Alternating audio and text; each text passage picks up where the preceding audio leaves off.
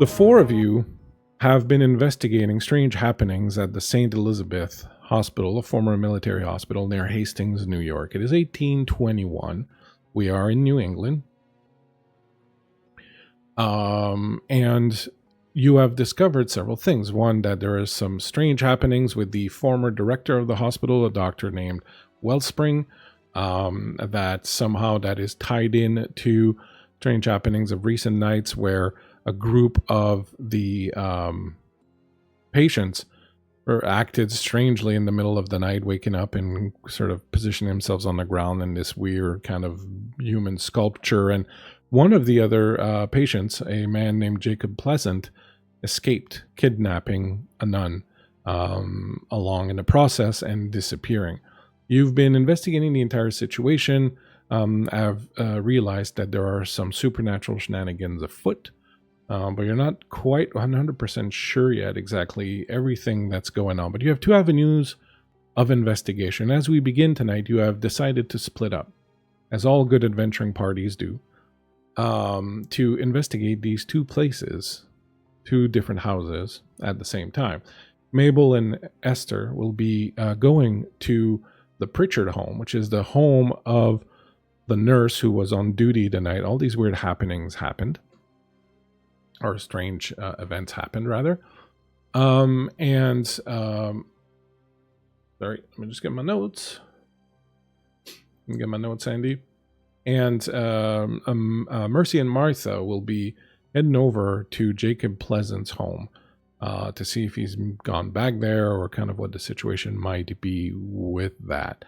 All of you have experienced difficult things. You were attacked by eyeless wolves the other night. You saw a strange figure that you remembered from your past, a man or being named Longshanks that is tied to your past of perhaps some misdeeds that you have done.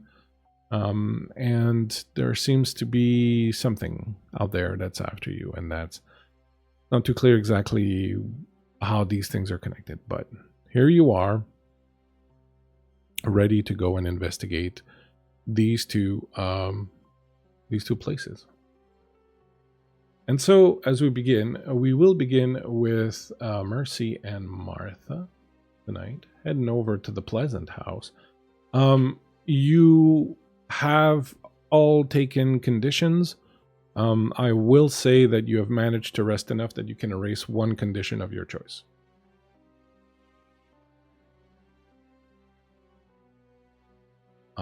If that helps. Choose wisely. Mercy and Martha.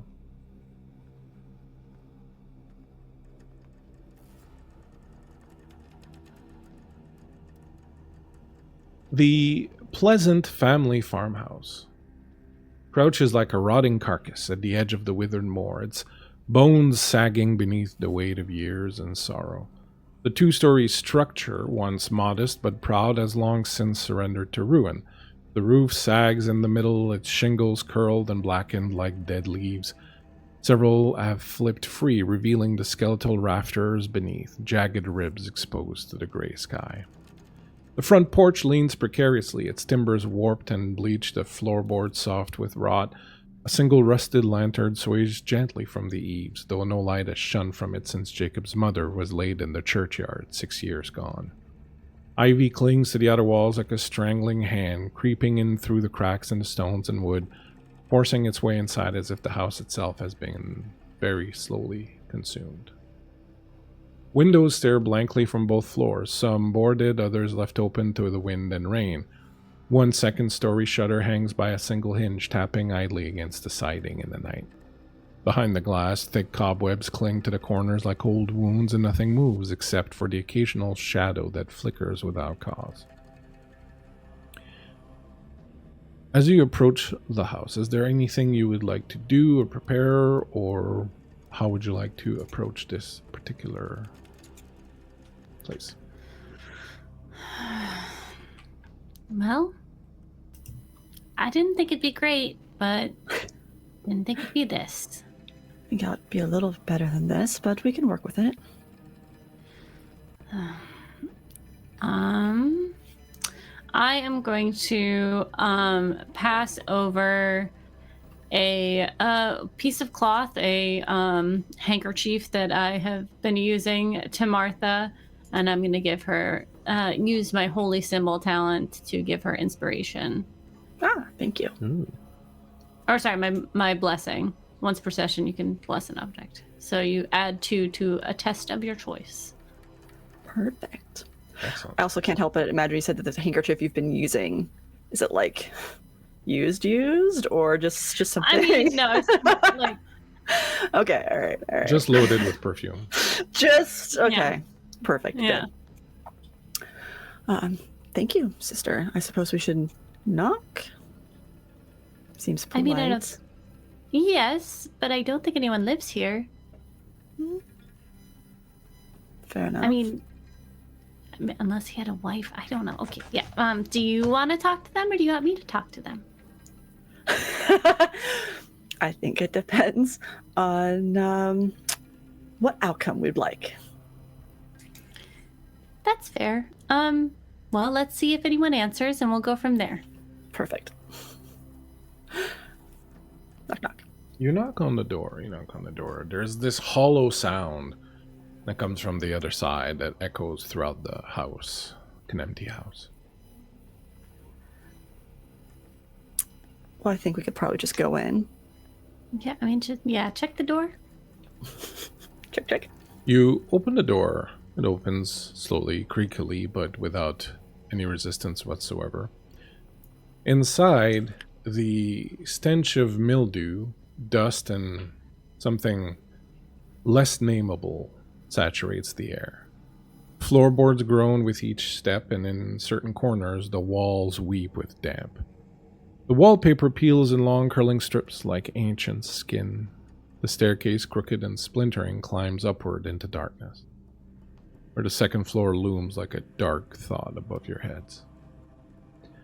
Jacob, it seems, kept to the downstairs room, mostly the kitchen, where pots rust on the hearth and mice now skitter beneath the cabinets, and the sitting room, where his mother's rocking chair remains motionless.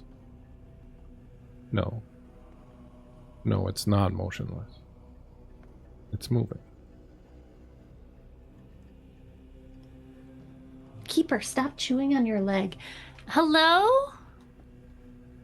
The chair stops moving as you speak.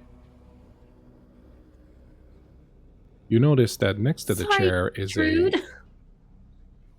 chair is a small child's rocking cradle made of wood.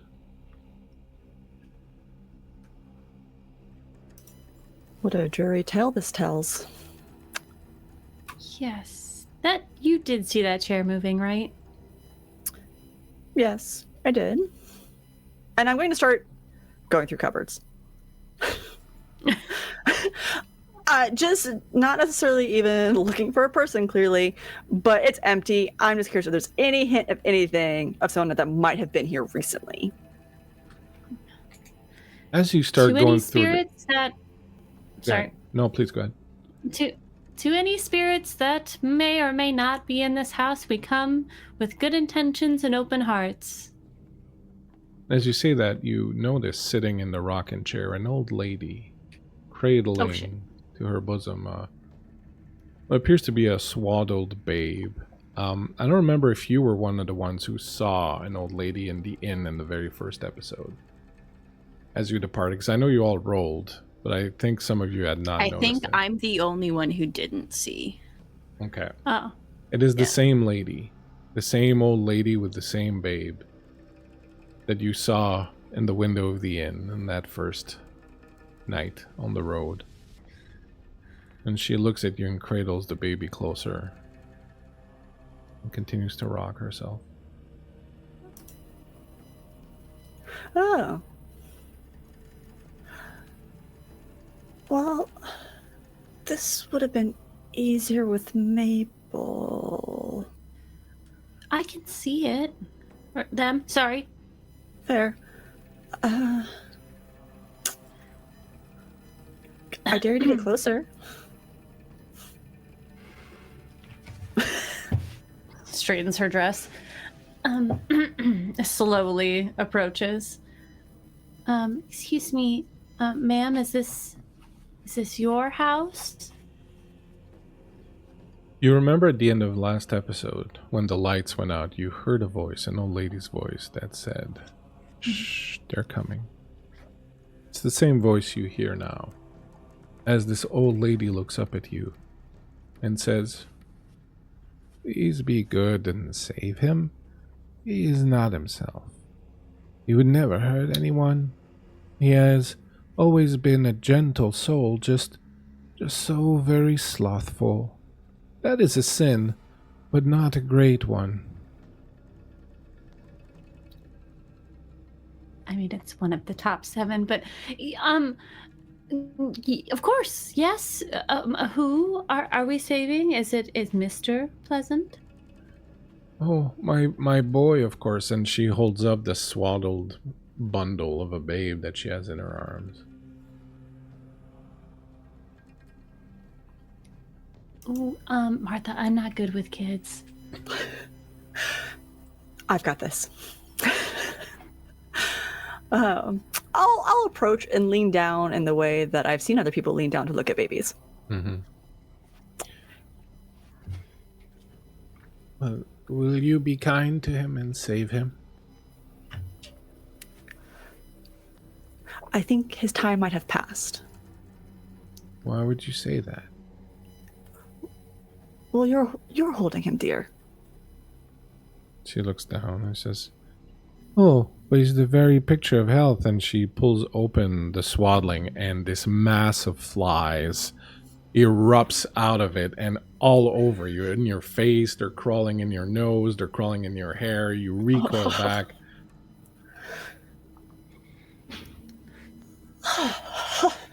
The old lady's gone. Of course she is. Ooh, oh, that was a spirit, wasn't it? Yeah, that was... I never get to see them. Oh, well, get used to it, I suppose. Lucky you. What? Next one's on you. Thump. Thump.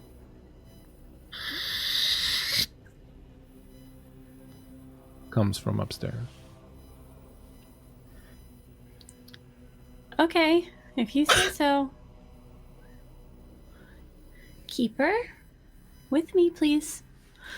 Pick up my skirt a little bit and He start slides under. Hides. slowly making my way up. Like he's between my legs, as like cops do.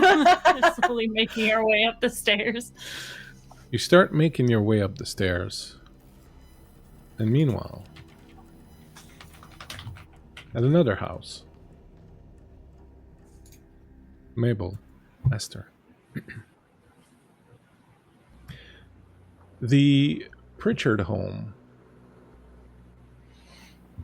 sits low and square, the far end of the lane, half hidden behind a stand of blackthorn trees and a wall made of fieldstone.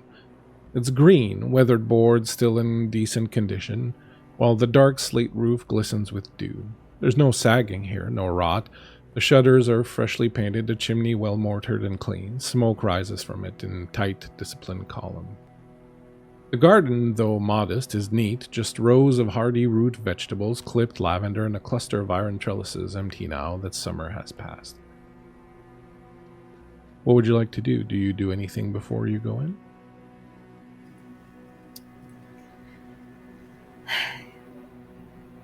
All right, Mabel, I presume that Mrs. Pritchard is going to be very... I suppose, however, it is that people are after seeing something like what she saw at the hospital. Catatonic? Hopefully not catatonic. If she's catatonic, she won't speak. Right. Which would be unfortunate. We should be discreet, though. We don't know if her daughter is home, and we know something about her daughter now, don't we? True. I have a question. Of course. I didn't want to bring it up before, because I do want to ruin anything. But what if she's dead? I can hear her, but I can't talk to her. Right, yes, that would be Martha's area. Well, if she's dead, and we're going to hope that this supposedly nice lady is not dead, maybe she can give us some other kind of sign that's not speaking. As long as she's not catatonic. As long as she's not catatonic. If she's catatonic, that's probably the worst outcome that we could have, because then she really won't speak to us. But if she's dead, then maybe she can give us a sign. Maybe it's better if she's dead. No, we definitely cannot say that out loud. That's an inside thought. You'll do fine. You're good with people, Mabel. Just, don't stress yourself out. Too late. Do you want me to knock? Yes, please. Okay. You knock and hear nothing in return. Remember that thing that I said? Do you want me to scope the outside, or should we just go in? Well, let's try the door first. Okay. I'm gonna try the doorknob. It is locked. Is there a potted plant on this porch? Absolutely. Can I look under the pot? Yes. Is there a key? No. Dang it. Okay, let's take a look around. Okay. Should we split up and meet in the back, or? Yeah, you take the right side, I'll take the left side, we'll meet at the back. Maybe there's a window that's cracked open. Maybe she's in trouble. Hopefully not dead. Hopefully not dead. Right. She might be dead. Hopefully not dead. Okay. I'll see you back there. You go around the room.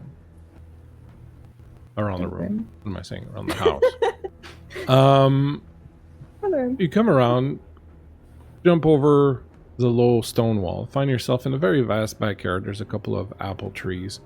The only thing that really stands out to you is that it's pretty clear that at least a few family members are buried back here. You can see a few tombstones and crosses. And it's also very clear that one's been recently dug out.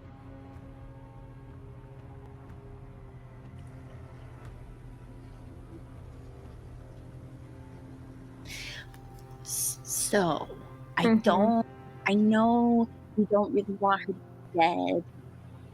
What if it's worse than that? What if she's like a zombie? A zombie would be bad. Would be super bad, because that's like dead and catatonic, which is like both things we don't want. Both things we don't want. Is the back door locked, Bleak? Or is the back door unlocked? You see that the back door appears to be open. There's like a screen door that's banging back and forth a little bit, and then there's the main door that goes inside. It's ajar. Okay. Right. If she's not dead, we can just say that we were coming to visit, we were concerned when nobody answered the door, and we were just going to check on her. Perfectly reasonable reason to enter someone's house uninvited. At midnight. Yes. Yeah. After you, Mabel. Cool. Mabel is gonna cast Lucifugee, which will cast a light around her as she enters the house. Helpful. Excellent. You walk inside the house. The Pritchard home, inside the air is dry and clean, faintly scented with herbs and old wood smoke. Thank you, by the way, to Varl and Patrick for all the bits. I don't know if I missed some others, but you all have been receiving bits left, right, and center. Thank you so much. Appreciate your support. Inside, the air is dry and clean, faintly scented with herbs and old wood smoke. The floorboards are polished, smooth, and swept daily. There are no cobwebs in the corners, no dust on the mantel. Shelves are neatly arranged with jars of preserves, dried flowers, and carefully labeled tinctures. Everything where it should be. The furniture is old but well kept, draped with hand-woven throws, the pattern symmetrical and tight. The hearth is swept, the fire banked low. A single chair is pulled up close, and beside it, a half-finished piece of embroidery rests in a wooden hoop. Sharp needles glinting in the low light. A cavalry saber and military jacket are displayed on one wall next to a portrait. A crucifix adorns another wall. It seems Nurse Lacey Pritchard lives alone now, both her parents being gone. There's no warmth in the house, but no neglect either. It's kept the same way some keep shrines, tidy, reverent, and untouched by time. On the kitchen counter, tucked near a worn chopping block, a few curious items have been laid out with some careful precision as everything else. A shallow clay dish heaped with salt, a small bundle of coarse human hair tied with red thread, a stub of tallow candle, and beside it all, set out plainly as if waiting to be used, 3 small human finger bones, pale and clean, and in the fireplace you can see the charred remains of what appears to be a femur. Esther, Yes, Mabel. do you think she was a witch? I think maybe she is a witch. Is that good for us? Is that like better than dead, or is that actually worse than dead? I think it might be worse than dead and catatonic. Okay, I'll stand in front of you, just in case. Mabel, you do not always have to use yourself as a shield, I promise. Hello, and Mabel's gonna just Yeah. announce our presence. And as you announce your presence to all the monsters in the house, back at the Pleasant home, you're climbing upstairs.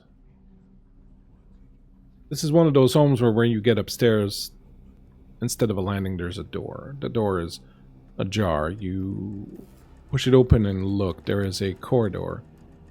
Thank you very much, by the way, Patrick, for the subs. Really appreciate you, man. As always, Canada delivers. You push it open and you can see that this would be...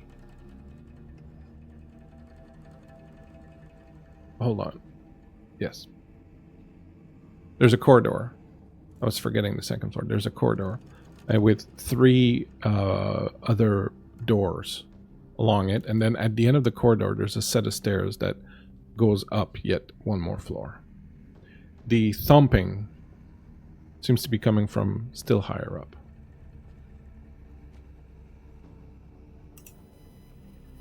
Well, we might as well continue going up. And I'll go ahead and start walking forward. I will just take this time to open up maybe one door on the way by. Just a cheeky little peeksy. You open the door open, it looks to be a bedroom, unkempt, mostly trashed, the bedding rotten and pulled aside, the straw mattress completely, sort of destroyed and ravaged, an old chair broken in one corner. No one's been here for a while. Fair enough. Good night, Patrick. Take care, mate. Thanks for the donations. Really appreciate your job, mate. What would you like to do? I will reach behind me, because I assume at this point I'm taking lead, and take Mercy's hand and kind of guide us forward towards the next set of stairs upwards. Upstairs, you can see light reflected on the wall. As you step onto the stairs, you hear a bit of a groan or creak under your foot, and the sound upstairs stops. You can see flickering light, like there are some candles, perhaps, in the room. And then you hear a low sob. Shh.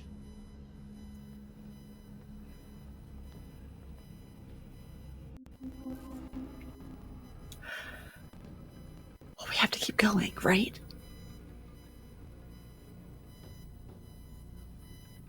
I will continue to take a quiet step up the... You attempt Next to use bit. stealth? Yeah, why not? Go ahead. It'll be your dexterity plus stealth. And you do have like a bunch of little advantages if you feel like using one. Dexterity? Precision and stealth. Thank you. Okay. You do have... You know what? I know how we roll, and I do see we have some advantages, so I'm just going to go ahead and add a... You do cute have little wounded, cheesy. so you're 1 die down on your pool. Even more of a reason for me to go ahead and do it. I still think 8 dice should do it. What about you, Mercy? Are you being stealthy? I'm so quiet, I'm not even there. Oh, yeah. Yes, I will be stealthy. I got 1 success. Okay. Okay. I will use one of my The advantages? thingies, as I am not that stealthy. Yes, yeah. You do have an advantage Excuse from me, Mercy kitten. also, Alex, whenever you want to use it. I got 1 success. Excellent. That's all you need. You move, both of you, very quietly, and Keeper also very quiet as he creeps up the stairs behind you. You push open the door. You see that you are in the attic. You find at the other end of the room what appears to be some kind of roughly put together altar of some sort with candles on it. It's kind of built up from random things in the house that have been scavenged and kind of brought here. You see several items placed on it. On the ground, you notice as you are peeking into the room, you notice strange symbol painted on the floor. A lot of tight handwriting written around it. 3 candles burn around this strange symbol, and a pair of rusted manacles are lying next to it on the ground. In one corner, bound and gagged and crying, you can see the missing nurse. Or Sister Hatch. Nurse, sister. Who is looking quite harried and quite put upon as she cowers in the corner, trembling and trying to hold back her sobs.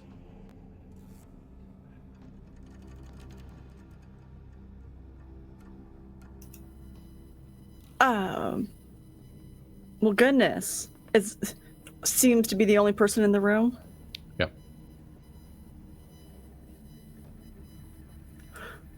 Well, we have to save her.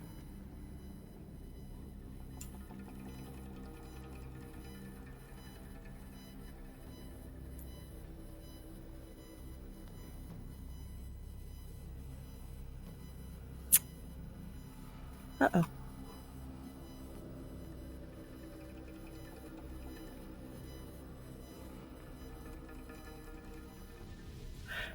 I think LB's having some connection issues. I couldn't tell if that was just on my side or not. Yeah. No, what's crazy is I could still see her on stream, but I couldn't see her in Video Ninja. Should we jump to the other 2 Yeah, sisters? See? exactly Okay. what I was going to say. So, meanwhile, as you are contemplating this bit of a pickle that you seem to have found yourself in the Pritchard home,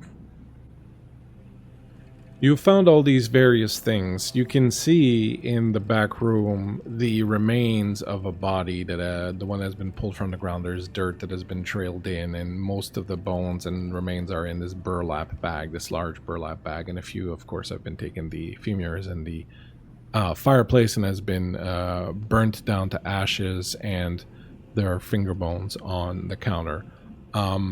I did mention other things, mainly the things that are on the table, the clay dish, the bundle of coarse human hair.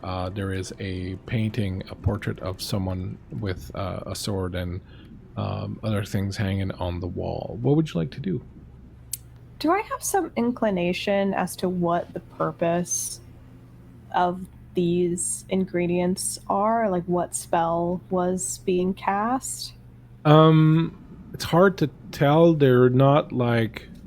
It's not super obvious. It's nothing that you've ever encountered before. Usually when it involves things like human hair, things of that nature, it's because it is a spell that is targeting a human being or a person. So you might draw that particular conclusion. Okay. Does it look like it was already done, or that it's ready to be done, the spell? Give me a logic plus investigation. Okay. I have a -1 penalty at the moment, so I'm going to use an advantage for funsies.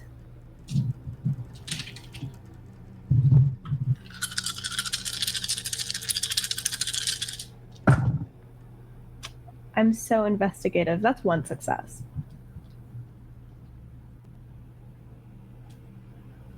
You get the feeling these are leftovers. Okay. But I will also say you get the feeling that this was a preparation and that no ritual was done here. Okay. Was this recent? Yep. Like today? Yeah. Okay. So it wasn't the what happened in the hospital. No. Doesn't seem like it, no. Clearly something has happened here. Mabel, whatever spell was cast, it was cast today. So it's just based on what I'm seeing, it seems as though the nurse or someone else dug up one of the bodies in the back, used the body to cast some sort of spell. I can't tell what kind of spell it is. It's focused on... It uses the parts of a person, so it's focused on the person who the things belong to, the hair, the bones. 1 second. Esther's gonna run outside. Can I see what is there a grave marker or a gravestone? Yes. Indicating whose body this was? Yes. The body was one Susanna Pritchard, beloved mother. Esther's gonna run back inside. Mabel, what if we have it wrong? What? I'll be honest, you lost me like 10 minutes ago. Mabel, what if we're wrong about the daughter? What if it's not the daughter? What if Nurse Pritchard is the daughter, and the headmaster, the old headmaster, was talking about her mother as the nurse? If her mother was a nurse, then that means the current Nurse Pritchard is her daughter who killed him, who is a witch. Oh. Uh-huh. Do you think she was working with Jacob? Maybe.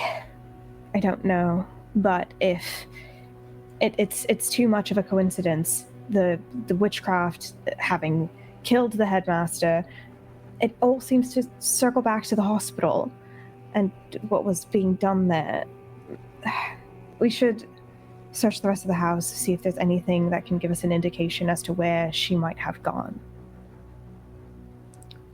Yeah, could do that. You begin searching the house. One of the things about Vaesen is that if the players tell you that they want to look somewhere where there's actually a clue, you don't make a roll, you just give them the clue. So I'm going to ask you, what would you like to look at, or where would you like to look? And then after that, there's still things left over, we can do some rolls. You want me to reiterate the description? Is there like a drawing room, like somewhere where she would write letters? No, the house is quite small. On this floor, Okay. it's 2 rooms only. There's the main area, which has the kitchen and kind of the dining room and living room kind of area and whatnot, and then off to the side appears to be a small bedroom. Bleak pointed out the painting several times, so I'm gonna go look at the painting. Who's this painting of? The painting shows a man, a soldier, in a British uniform. His pistol and saber are hung on nails on the wall next to him. The plaque at the bottom reads Captain Dane Pritchard. Do I get the feeling that this painting has been moved recently? No, it is extremely clean. There's no dust, no cobwebs, nothing. It is obviously very well taken care of. What about the sabers? Hmm? What about the sabers? The saber and the pistol are both also well maintained, well cleaned. Okay. Interesting.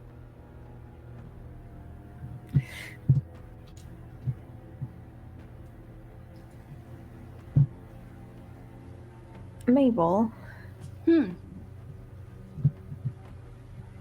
do you think you can reach out to him?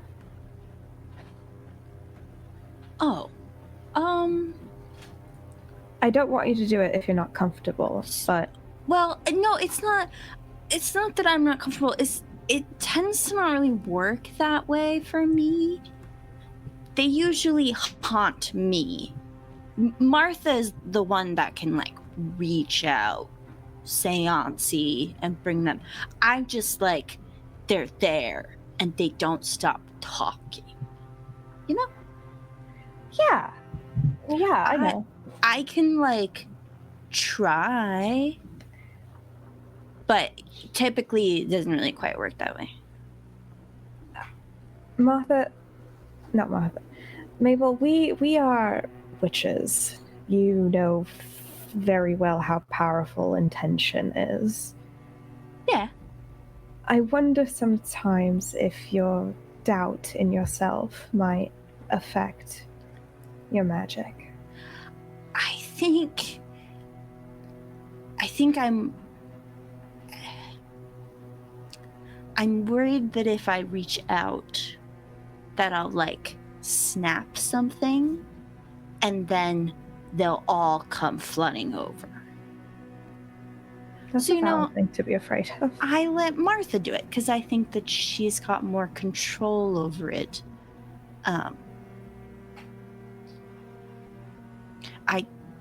I could just be worried for nothing, but that's, you know.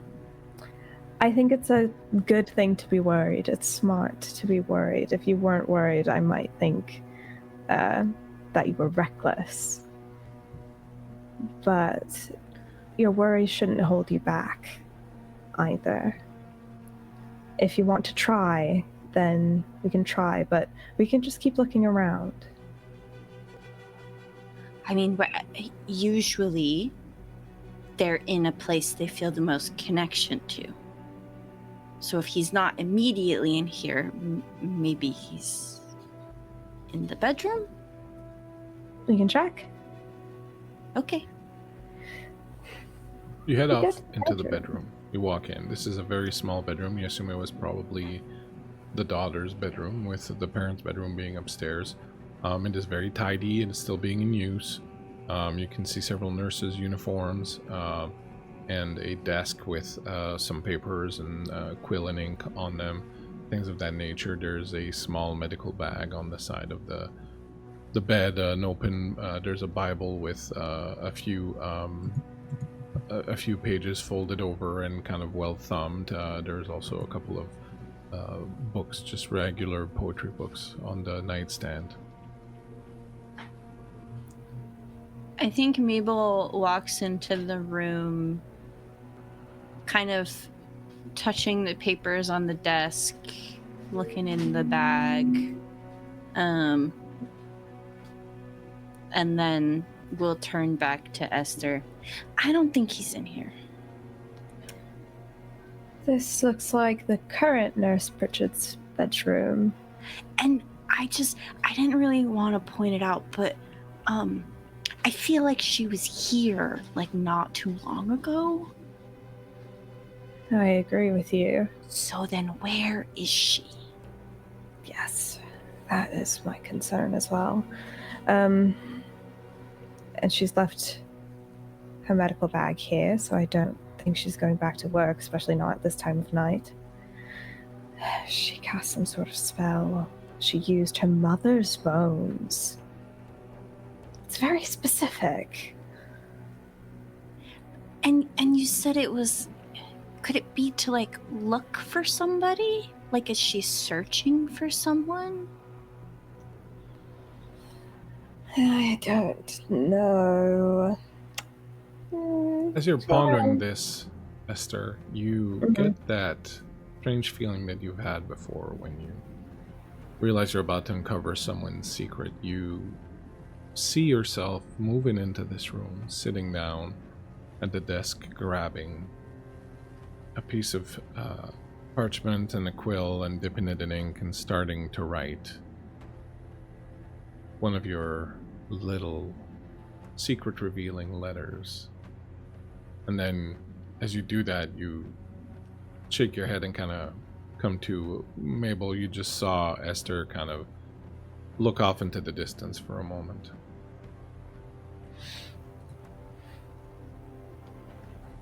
Did you have a thought? What did I write? Blake? You go to the desk and check?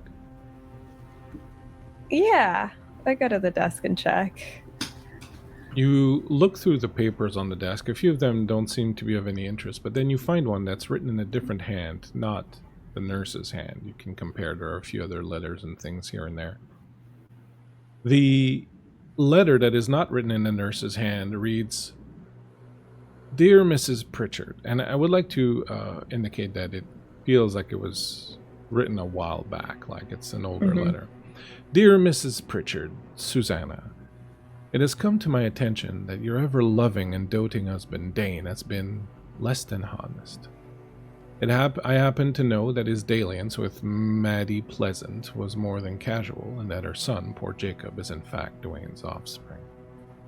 While I'm certain this comes as a shock, I am also certain that this shock will pale in comparison to the shame you will feel if I choose to make this knowledge public. Your husband may be dead, Susanna, but adulterers have no place in heaven. If not decided yet, let's see what the winter brings. Signed, someone you shouldn't have lied about. Someone you shouldn't have lied about."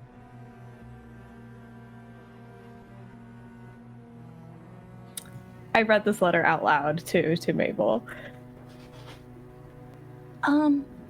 Okay. Well, that not on my bingo card. No. Oh no. Does this handwriting look familiar to us at all? Do a logic and learning.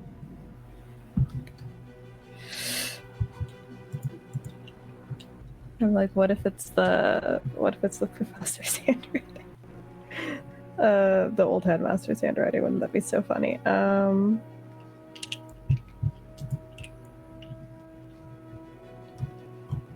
With the contents of the letter, well, not in the clues tab. I'll use another advantage. Why not? Yeah. I'll use another advantage. I want to know. That's 2 successes. You don't actually recognize the handwriting. You would guess that it's someone maybe a little bit older, but it's not a handwriting that you would recognize.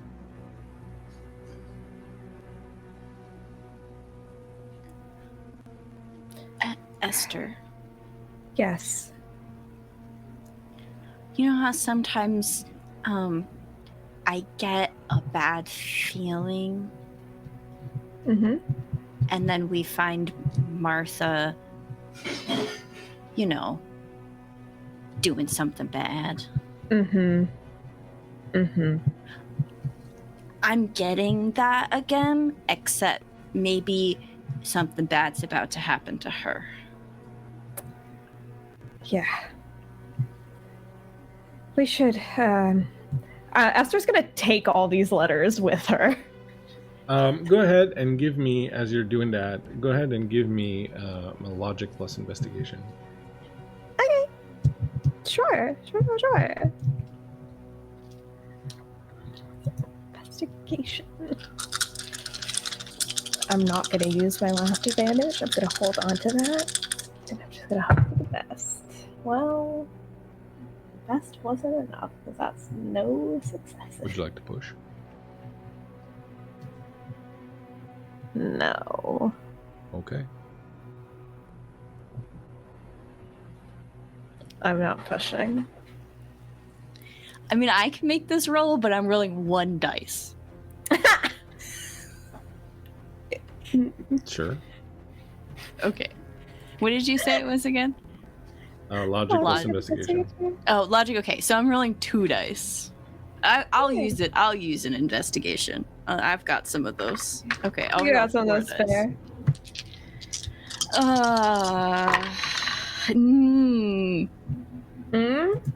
Those are all 1s. How? They're all 1s. Would you like to push? Yeah, I will. I'm gonna push that. You will take a mental condition.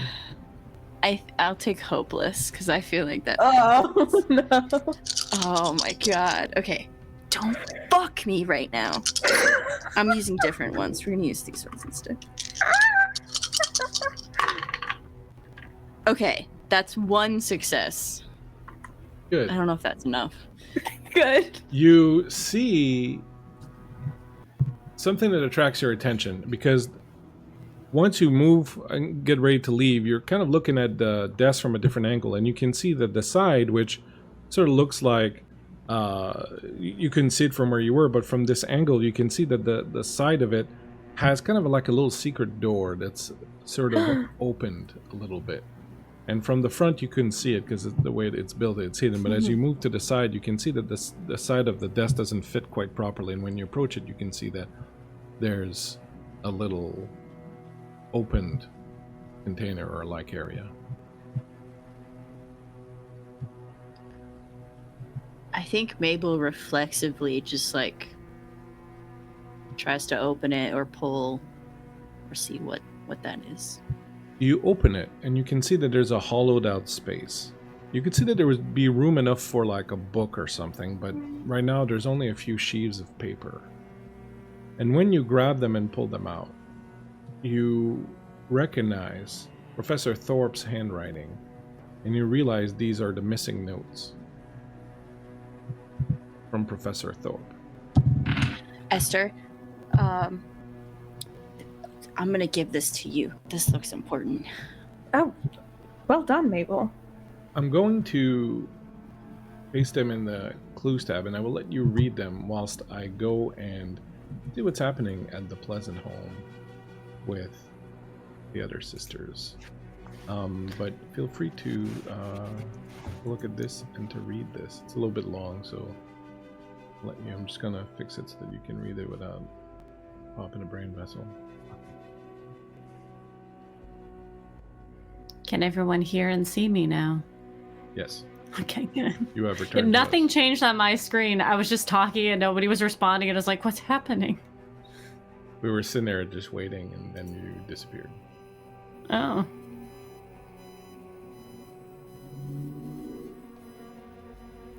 All right. So the note is ready. You can go and read it if you want. Meanwhile, at the Pleasant home, to recap, I don't know if you got all of it, Mercy, but you. I heard all of Yeah, it. you saw the nurse. And all that. Yeah. Yeah. So what would you like to do? You are just at the door. You're looking inside. You're seeing this strange symbol and stuff on the floor. And you're seeing the nurse or the nun in the far corner. And we don't notice anyone else up here? Nope. Okay. Okay, I am going to... Martha, you're a doctor. Why don't you go help her, and I will see if I can determine what this thing is on the floor. I was thinking the same thing. At the very worst, just scuff it. I'm sure that'll do enough to ruin whatever nonsense that is. But I believe in you. If you would be so kind, Mercy, remind me, your dog gives you a +2 on... Keeper gives you a +2 on... He gives me a +2 bonuses for vigilance and close combat. Right. So, go ahead and roll me, if you would, logic plus vigilance. You can add +2 for your for Keeper, and you can add +1 for Mabel, who's in, Martha, who's in the room with you. Okay. +2 +1 +1 +2 +1 +2.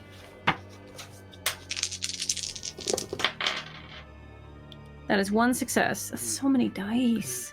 That's good enough. As you step into the room, you hear Keeper emit a low growl, and you look over at the nurse, and you see her eyes are wide, and immediately you feel that something is moving up towards you from behind. Because you rolled your success, you manage to move away in time, and you and Martha both see Jacob, this tall, gangly-looking fellow. He is currently wearing this hospital garb underneath this old, ratty long coat. His hands dangle from the sleeves of his jacket. There's like, a good 6-inch of arm that's bare, and then his hands are about twice the size of a normal man's, and they're bent and crooked in strange ways, and they are huge and gnarled. And he reaches out to grab you. Okie dokie. Initiative. I would like to pull out his cross. Okay, we'll do initiative and see how that works out for you. Sorry. All right, so with the cards, Mercy will go at 9, 1 for Martha, and 4 for Jacob. Yes. So at 1, Martha, you see this strange feller coming up very quickly behind her sister and reaching for her with his huge, distended, gnarled hands. I would like to grab my sister and pull her away from Creepy Hand Man. All right, go ahead, and I'm going to ask you to make a force roll. So you're going to make a physique plus force. I'm going to go ahead and add an advantage right off the top on that one. Excellent. And since I still have a condition, I'm only rolling 3 dice. I did not pass. You reach out for her, but as she sees out of the corner of his eye Jacob coming, she steps away from both him and you at the same time, and you grasp air unless you want to push the roll. Sure, why not? Go ahead. You'll take a physical condition. Sounds good. Does that apply? No, it's Sure. all dice, right? Okay. But it's only going to apply after you've made this roll. Still failed. Your hand clutches at nothing as Jacob reaches out, and he will attempt to grab you. You can use your fast action to try and dodge. You can roll your agility, Mercy, to try and dodge this feller. Okie dokie. Your dog will give you the +2 dice since it is technically combat. Okay. 3 successes. 3 successes is excellent. You dodge right under his huge grasping arms as Keeper jumps up and starts barking at him, and he kind of recoils a little bit and manages to miss you. So you kind of skitter back, and you now find yourself a few feet away from him. You can see that he is sweating, he's pale and drawn, he's got this weird light in his eyes, like there's definite crazy there. Your action, what would you like to do in 9? I would like to pull out his cross on a chain and his big ring, and I'm going to hold them out towards him. I'll dangle the chain like this. Does he seem to take notice of them? Interestingly enough, he does not seem at all to react to them. Okay. Then I'm going to attempt to touch the cross onto him because it did something to me. This is his cross? Yeah. Right. You reach out, you touch him with it. Go ahead and make me an agility, a physique plus agility roll. Okay.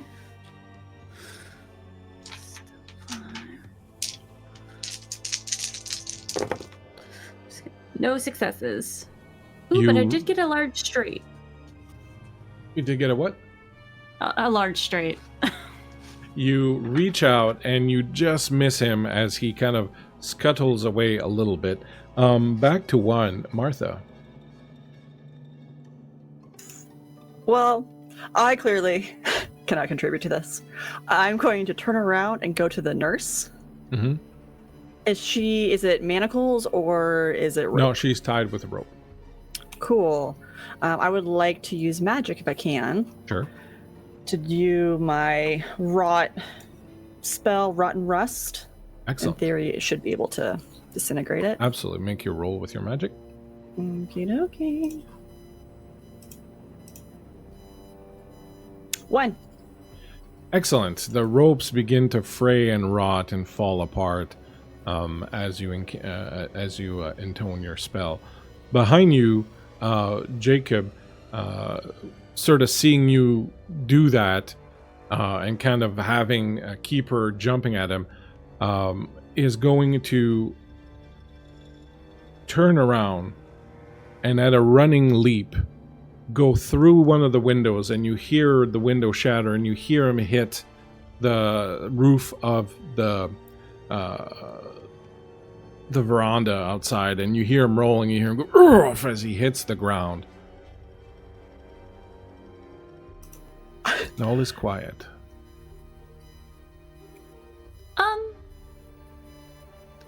Well, that was interesting. Maybe keep an eye on him through the window if you don't mind. And I'm going to start checking on Nun just to make sure she's doing okay. She looks a little bit shaken. She doesn't look to be wounded or anything. She's kind of shaking, and she's been crying. She says, as you're continuing to finish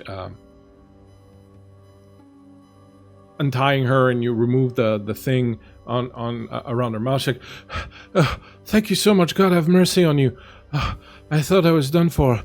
I don't know what's possessed him. Jacob was such a kind man before, but I was sure that he was going to do something most horrible to me. Thank you. Who are you, dear?" Oh, I'm Martha Godfrey. This is my sweet sister, Mercy. Hello. Oh, I have not met you before, not from around here, are you? How did you come to find me? Ooh. Do you think we should leave? Probably should leave, yes. He kept rambling on about the most insane things. He kept saying, "I have to find the book before she dooms us all, and you'll be awake by now," and things of that nature. Oh, did he say anything about this on the floor? No, he didn't mention anything. He drew this as soon as we came in here, and he didn't have anything else to say about it. How long have you been here? Since 2 nights ago, when the whole thing started. Okay. Ooh, we'll get you some food. Can I take a look at the thing on the floor? Yep, and see you what totally I can. can. You can Surmise go ahead and make a empathy plus, logic plus learning. Or Learning or roll empathy? your magic. You can either roll logic and learning or roll your magic. Okay. This will be my logic. Ooh, 3 successes. Let's go. So you notice that it is some kind of protection circle, probably to be used during some sort of summoning. It doesn't appear to be a kind of sacrificial thing. It does appear to be more of a summoning and protection kind of spell to it. In Latin, in it, around it is written, myself in you, you into ashes, hail Kroob. Kroob. Does that ring a bell? It does not. Martha, if you would roll me a logic plus investigation. Would love to do that. I'm going to go ahead and use my handy dandy handkerchief too on top of that.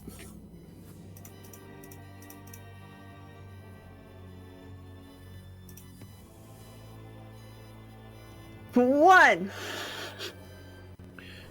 You notice that some of the symbols on the floor match some of the symbols that you saw on the knife.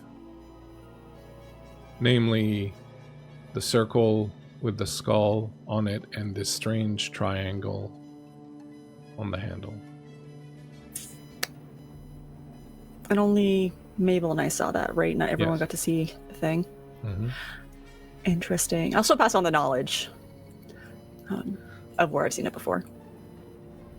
Oh. So he was trying to protect, himself.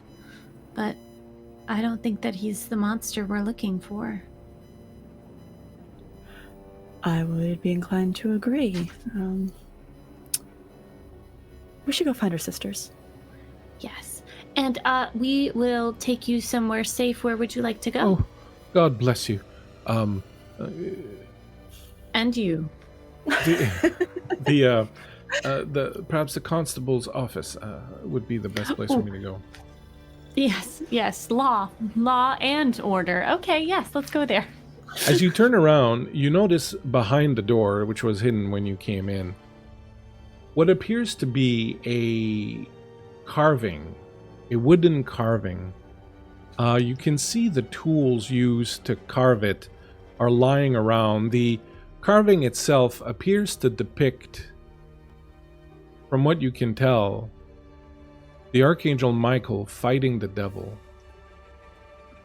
You can see the tools on the ground, the curls and burls of wood that apparently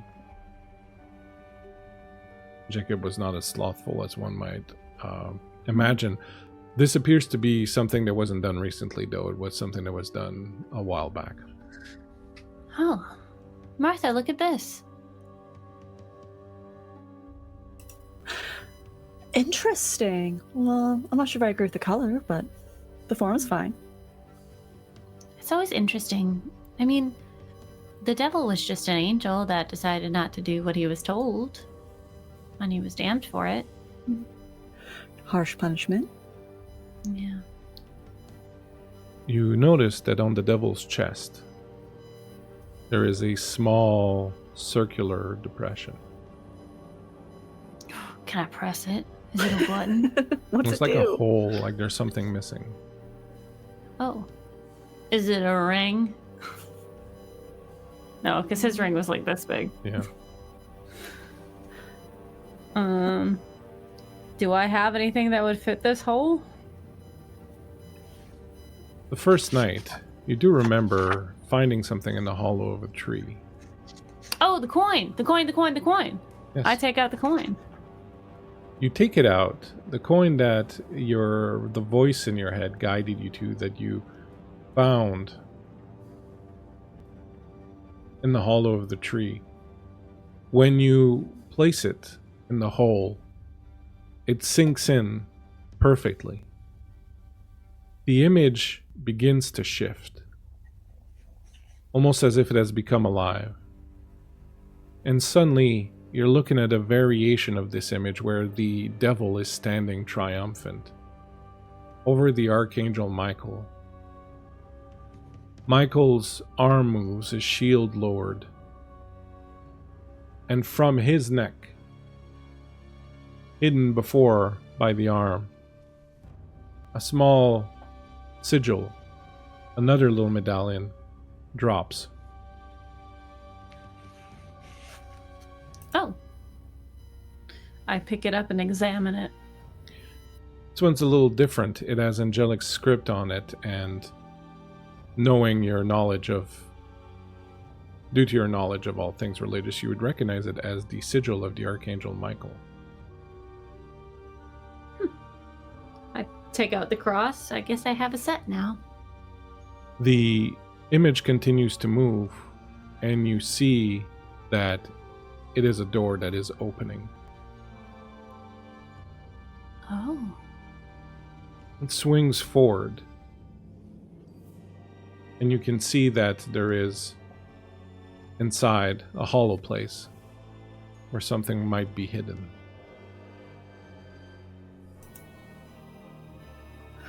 Watch the nun. Okay. Let me just dust you off. I gotta explore. You open it up, and you reach inside, also with a bit of a trembling hand. Your hand closes around, feels like a scroll, a piece of vellum rolled up tightly.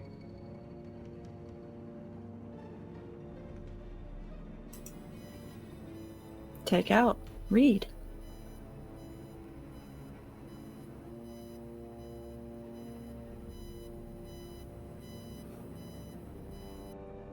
You unfurl it, written in a hand, cursive hand.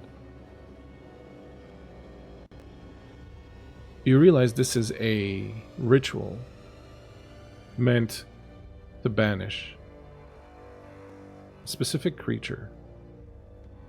Should one need to banish Kroob, one must perform the following ceremony. The ritual must be performed in a location where Kroob is manifesting. Note that removing the grave nail from the floor, which you have no clue what that means, will stop a possession but not banish Kroob. It must, however, be done as a first step. Then the nail must be plunged in the palm of the ritualist and pushed through the piece to pierce both sides of the hand. And so on and so forth. Uh-huh. This is a ritual that banishes someone or something named Kroob. Kroob. Kroob. I don't know a Kroob.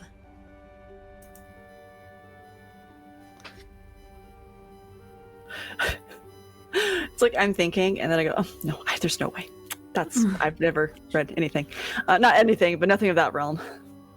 I mean, most Christian demons have at the end of their names. Beleth, Valek. Huh. I never thought of that.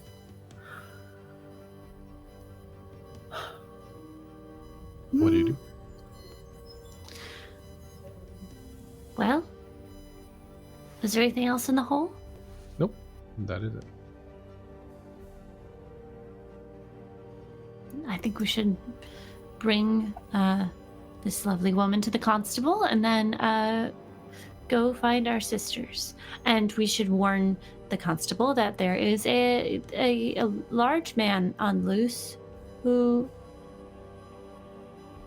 is a danger?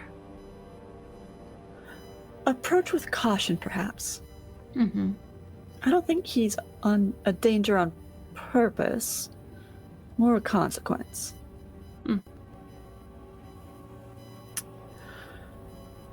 All right, now let's go. Yeah. You head out of the house with the nun in tow in your discoveries. We will say that you managed to drop off the nun at the constable's place, he promises to be on the lookout for Jacob and to take good care of the nun. And then the four of you meet back up at the Berwyn home.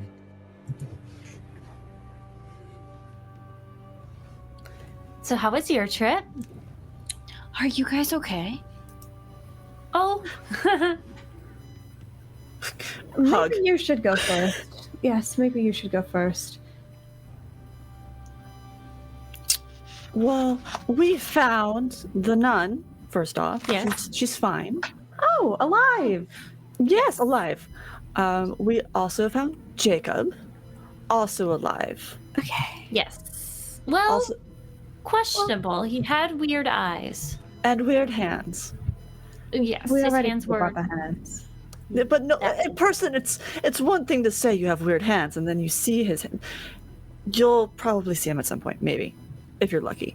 There was a weird sigil on the floor, and it said something to the effect of a croob. Do we know a croob?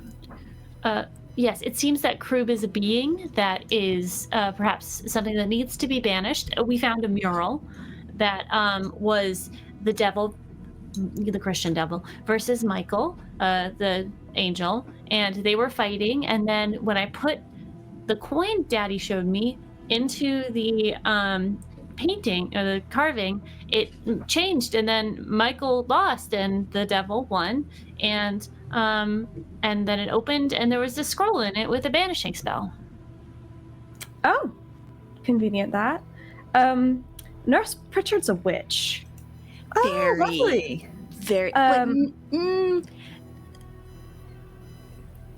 Not a good witch? Not like us. No, she used her mother's bones in some sort of spell. We found a lot, actually. So the pages, right? The pages that were missing from the old headmasters. We learned a lot, actually. So Jacob, right? Jacob, bastard. Turns out, yes, right. So, let me break this down for you. So, Of course. you remember the old headmaster was like, "Oh, Nurse Pritchard's daughter murdered me," right? Mhm. We think the current Nurse Pritchard is that daughter. We think the Oh. old Nurse Pritchard is the mother whose bones the current Nurse Pritchard used in the ritual, right? Old Nurse Pritchard had an affair with Jacob's father. Jacob is the original Nurse Pritchard's bastard Other way son. around. What, other way around?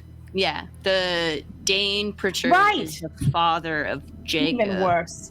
Yeah. Even worse. Dane, by the way, dead. Dead. The new nurse's dad. So Yes. they're siblings. They're half siblings. Okay, They're okay, I'm making a half-siblings. chart. I'm making a chart. They're half siblings by their father. The father, who, by the way, was used in a experiment, attempted soul transference by the doctor. The doctor that the professor was doing the research on, Dr. Wellspring. Yes. Soul transference. We've all heard of it. Right. Apparently, he was doing this with something called the Grimoire of Ghent. Oh. And it's the missing. Grimoire's disappeared, yes. Like Mabel said, it's missing. Jacob's looking for a book. Oh. Jacob's looking for What a did he book. say? Let's see. It was something to the effect of the book is missing and he's awake. Yes.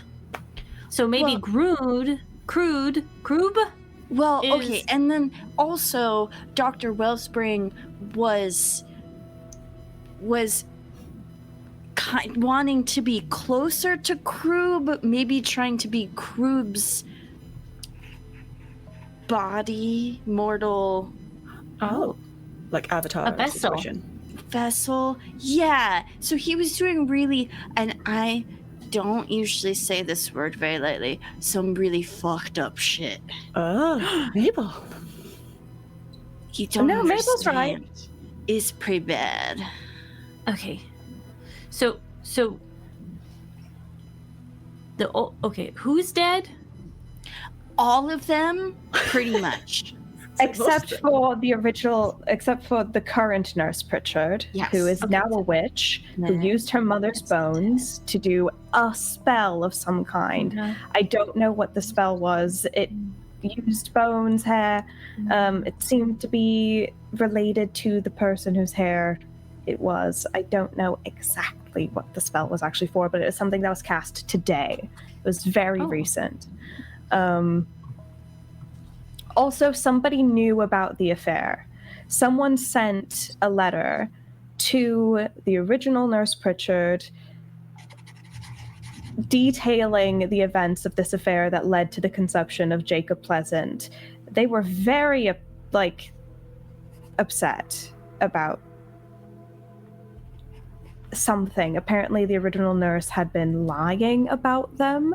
They didn't sign their letter. They signed the letter with something along the lines of, "You'll regret speaking poorly about lying on my name or speaking poorly about me," and so on and so forth. Signed someone you shouldn't have lied about. So there's this other person who knew about the affair, was clearly using it to hold this cloud over the original Nurse Pritchard, which, if there's any reason that someone might look for revenge against someone, that's an option. Who was the nurse speaking poorly about? That is the Was that question. the old schoolmaster? I don't know. We didn't recognize the handwriting. I think we have to go back to the hospital. I think that's where Krub might be. Who was Jacob's mom? Is that important? Jacob's mom was Hang on, it's here somewhere. the Maddie Pleasant. Pleasant. Maddie Pleasant, yes. You get the feeling that Maddie Pleasant is who you saw in the house, the old lady with the baby. That makes sense. Yes. Okay. So we have to find out who knew of the affair. And this is probably the person. Wait, okay. So if Krub is the bad thing, Mm-hmm. then Dr. Wellspring is the one we need to deal with. Mm-hmm. Because he's the one who summoned it, right? Well, he disappeared. Right. But I think he's at the hospital. I think so. I think Nurse Pritchard is there as well. I think she's going to try to bring... I think Wellspring's dead, but trying... Right. maybe Right. not, Yes. trying to bring Krub back through Wellspring. Okay. There's a lot of pieces. It's a big puzzle, but we will And figure it out. All leads to Krub. Maybe it's a Frenchman. I didn't like him. Maybe it is the Frenchman. What time is it? It would be like 1 a.m-ish kind of thing. Okay, what time is dawn again? Around 6. That's 5 hours from now. Okay. So we obviously, if we go to the hospital now, it's going to be bad for the two of you. It's going to be loud and crowded. And we won't be able to cleanse the place and calm the spirits until dawn. Are you sure you want to come with us? Okay, the real question is she doing it right now? My sense is that she's doing it right now. Yeah, witching hour. Which, yeah. Yeah. Oh, right. Have to make it witch. Well, then I suppose we'll just have to tough it out. Yeah. I don't think we'll let either of you go alone. Okay. You do have your mementos. If you wish to heal a mental condition, you can spend a few moments interacting with your memento. If you tell us about it and you tell us what you do and what it means to you, you can heal a mental condition if you have any to heal.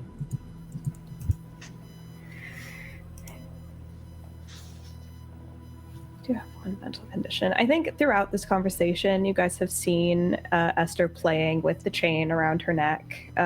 Just this very simple necklace that she's always worn. You guys would note that this is your mother's necklace. One that she wore up until she died. And Esther often, in moments of anxiety, plays with the pendant around her neck. It seems to be a method of self-soothing.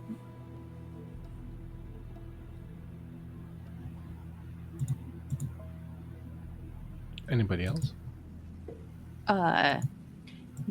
Mabel has a pigeon named Cousin. And this entire time, he's just been like hanging out in a little like basket. I think he starts cooing at her for some crackers.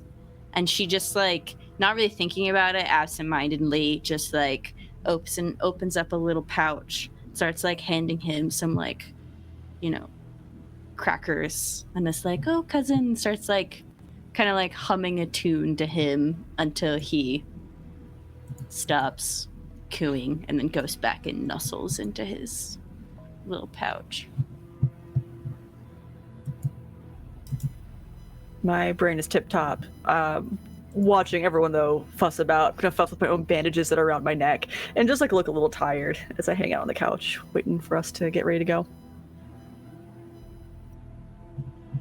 Oh, sister. I almost forgot. And she'll pull out a potion she made with her mom's book of occult botany. Oh. Okay, I have to make an inspiration and magic roll.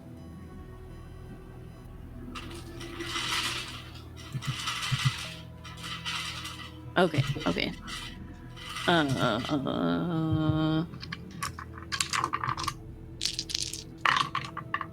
Oh, I passed. Do I get to choose what it does? Yep.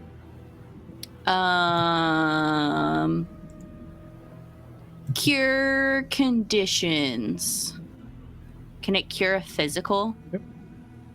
Okay, and I'll hand you a little like potion concoction, Martha, to help heal one of your physicals. Appreciate that. Thank you, dear sister. You're welcome. Sorry, Cousin reminded me.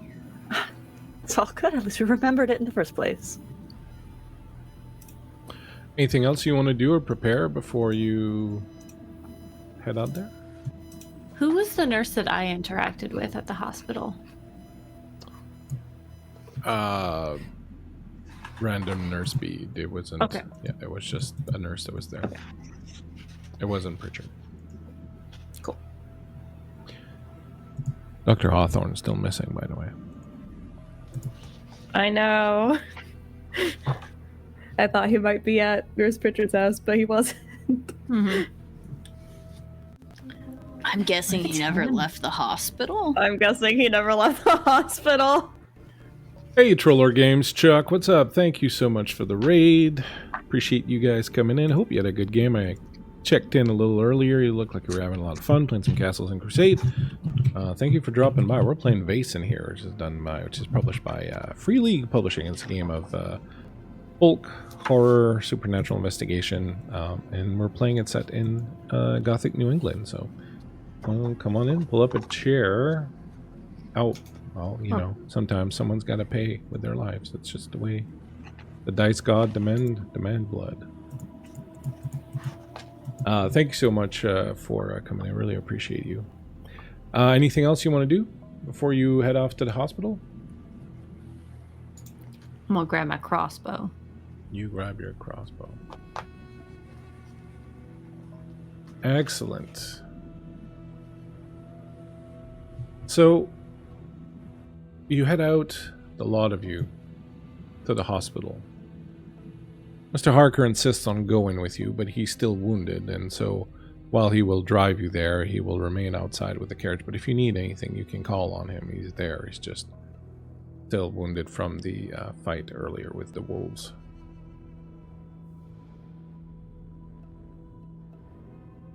You've seen St. Elizabeth's Hospital before, but in daylight.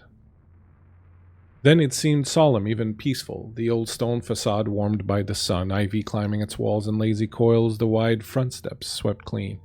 Nurses in crisp uniforms moving with quiet purpose, the occasional murmur of patients wheeled through the gardens, a priest reading beside them, smell of cut grass and antiseptic in the air, a place heavy with sorrow, yes, but not unkind. But now it's night, and everything has changed. The trees around the hospital sway through the air, though the air is still. The path you once walked without hesitation now feels uncertain beneath your feet.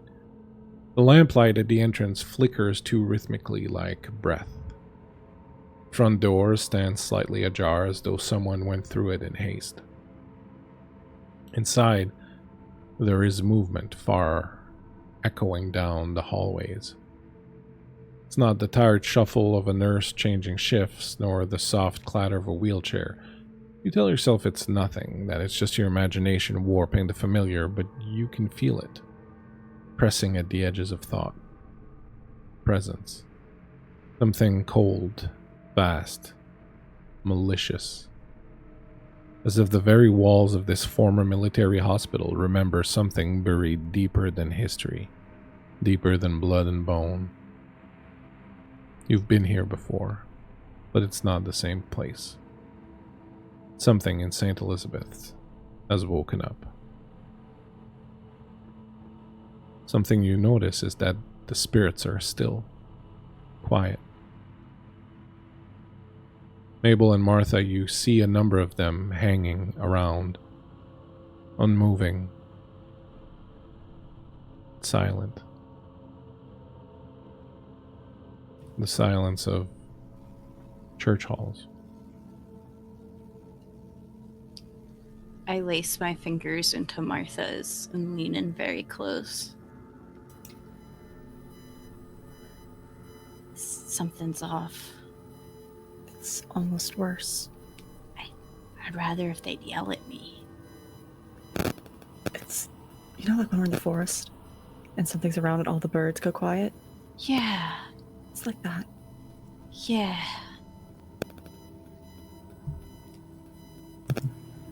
As you move in, Mabel, one of the spirits draws your attention. You recognize him. The man from the portrait, Dane Pritchard, standing there in his military officer's clothes, missing his sword and gun, his hat on his head, looking forlorn, wondering, lost. Martha. Yeah? The man right there. Do you think you could talk to him? I can try. His name is Dane, if that helps. Is there something you want me to ask him? Where's his daughter? Fair enough. Mr. Dane. He turns and looks at you. Slowly he salutes. Captain Dane Pritchard reporting. Captain. Have you seen your daughter? Why, what a strange question. But yes, I have. I have. Ask him where. Where has he seen? Where is your daughter? Here, beneath our feet. She's in the operating theater. I'm so proud of her. What she's accomplished. A nurse. Do you think he could show us? Lead the way? I Brave can't Captain. go there. But it should be easy enough to find. Follow the corridor and take the stairs down.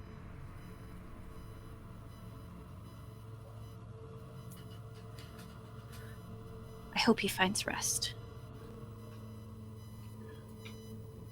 Promise me to be kind to her. She's only trying to save me. She's made a mistake, but only had the best intentions. She's a very good daughter.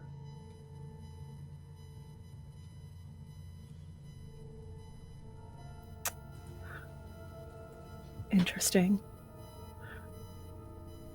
I'm gonna turn and look at my sisters. Jacob's mother also wished us to treat her son well. Something maybe to be said about a parent's love. Yes. Well, hopefully neither of their children try to kill us again. So we're gonna try to do this kindly, with mercy. You can leave. You can just... Oh, No, stay. That was very good. Well done. You're very clever. We'll try. Okay. You move. Where are we going? Oh, sorry. No, that was the perfect sentence for to cue you in, Blake. That was perfect. God. You move down the corridor, your steps echoing in this marble hall.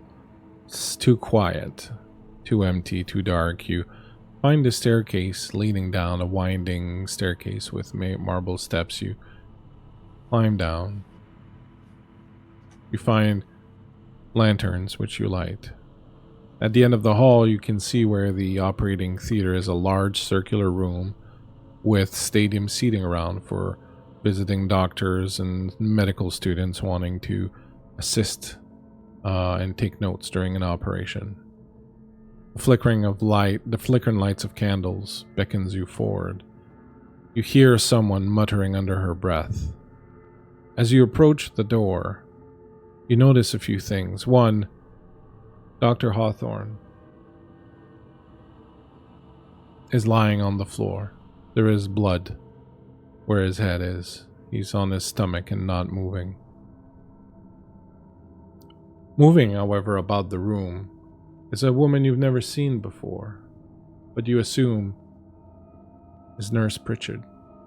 She's young, very serious looking, wearing a nurse's uniform that is currently covered in mud and dirt and blood.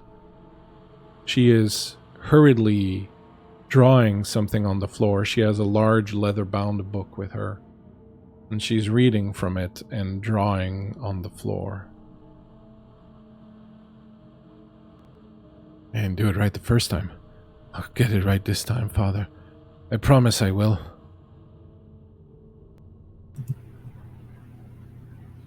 What would you like to do?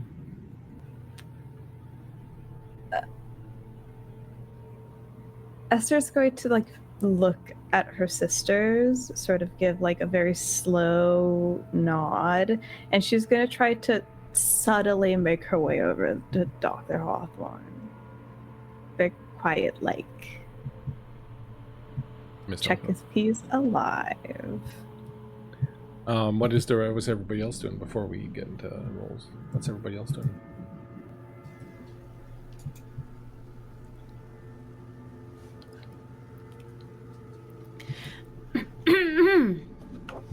Excuse me. I don't mean to interrupt.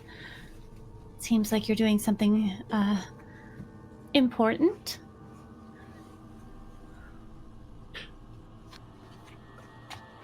Who are you? What are you doing my name's here? Mar- You have to leave. You have to leave right now. It's not safe for you to be here. Ooh, well, yeah, that's kind of how it works. It seems you are attempting to do a spell? She looks down and then she looks at... Well, you're the witches. The witches that Dr. Hawthorne mentioned. The sisters from Terrytown. Good to know we have a reputation. Interesting. You're also a witch. No, not at all. In fact, I've done a terrible job of it so far. I completely misread some of this, and the first attempt was, well, went awry in the most horrible fashion and caused all sorts of havoc upstairs. Well, we are professionals. Do you want me to take Well, then a you look can at help it? me. Well, with your help, I'm sure then to be able to succeed. See, this evil devil worshipper, Dr. Wellspring, he took my father from me. If you help me, I'm certain we can do this correctly. Oh, I see. I thought he worshipped Krub. Isn't Krub is just a devil from hell, is he not? Well, I don't know these things. These things are I don't messing know with my either. head. They're not Christian in any way, shape, or form. I don't have any understanding of them. I just... Dr. Wellspring did something to my dad's soul, and now he can't have rest, and I just want to have him back. I tried to bring him back the other night. I see the book here. It says that for the spell to work, it is better if the person is blood related to him. I tried to summon my father's soul and place it in Jacob's body. You see, but something else jumped in there. Something else used the opportunity and jumped in there instead of my father. My father's still wandering the halls. Oh, I see. Well, since Jacob is elsewhere, let me take a look at this ritual to see what I can do to help. Sure, absolutely. And she hands over the book. Meanwhile, Esther, you move to Dr. Hawthorne. Go ahead and give me a...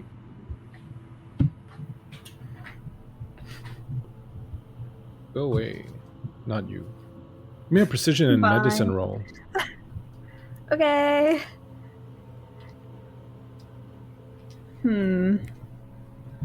That's not that many dice. How many advantages do I have, mods team? Hey mods, how many advantages do I have? Help. I'm summoning the mods. We need, They don't know either. we need to do a command that people can type in to see how many there are. Help me. You have a few. So I'm gonna use one of them. So yeah, there you you go. have 2 right now. So okay, so I'll use one and hope for the best. Okay, cool. My best is 1 success. oh, 1 success. You managed to figure out that he's still alive. He's still breathing. He looks like he's been hit in the back of the head, and there's blood that has kind of flowed off, but he still appears to be alive. Okay. I'm gonna drag him. Don't touch him. We need him. I need a body for my father's soul. But you What- messed it up last time. Yeah, We're here what to are help. Martha and Mabel doing?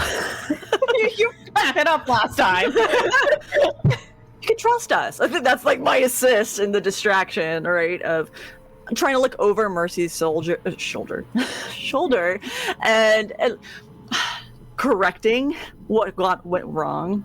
Just spewing nonsense, like, "Oh no, of course you wouldn't want to draw this big of a circle. You want this big of a circle." And here and Is there. this the grimoire we've been told about?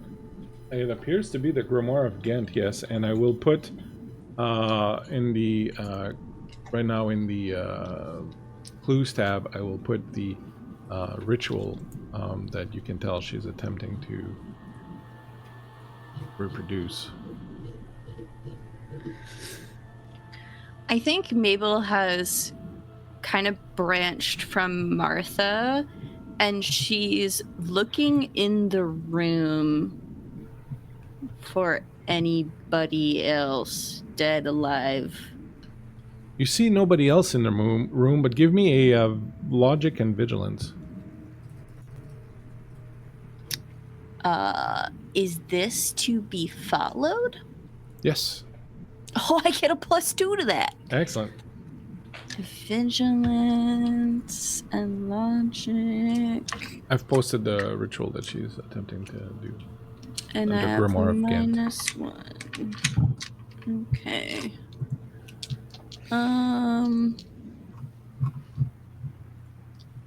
I'll use advantage.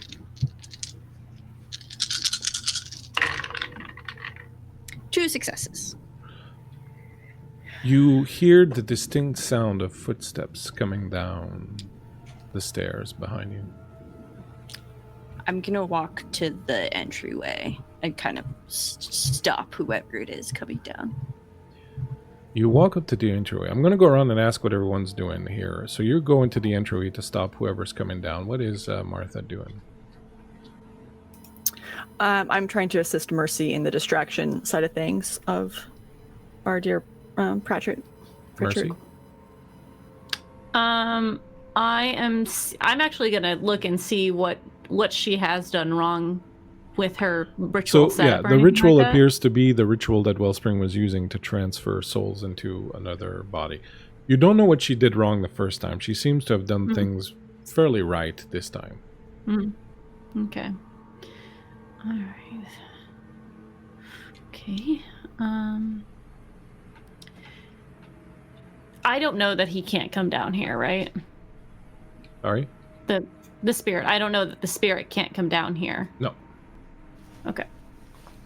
Well, I mean, it does look like you've set it up properly. How long ago did your father pass? It was several winters ago. And this is just a question. I'm not judging. Do you think that he would rather be on this plane, or do you think he would find rest with God more? Why wouldn't he want to be appealing? here? With Well, me? yeah, I mean, heaven is just so great, right? What's Esther doing while this is going on? Yeah. So I'm trying to drag the unconscious body of Dr. Hawthorne away, hopefully somewhere a bit hidden. I don't expect to be able to get him very far, but just like out of Physique and range. force. Give me physique and force. I'm so bad at both those things.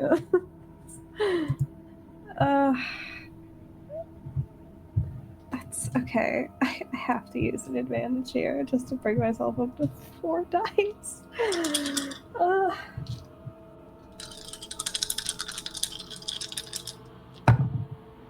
Okay, that's actually not bad. That's 2 successes. Excellent. You pick him up under the shoulders and you start pulling him away. As you do, you can tell that he's kind of rocking back and forth, and his eyes are starting to flutter a little bit, and he looks up and he goes, Esther, Shh. what on earth is happening? You were knocked unconscious by Nurse Pritchett because she wants to bring her father back to life, and she needs a host body. So, What on earth are you talking about? Shush. And as you tried to explain to him to stay silent, at the door, Martha, you see a shadow coming down the stairs. And it stops. And it hesitates for a second. What do you do? Who goes there?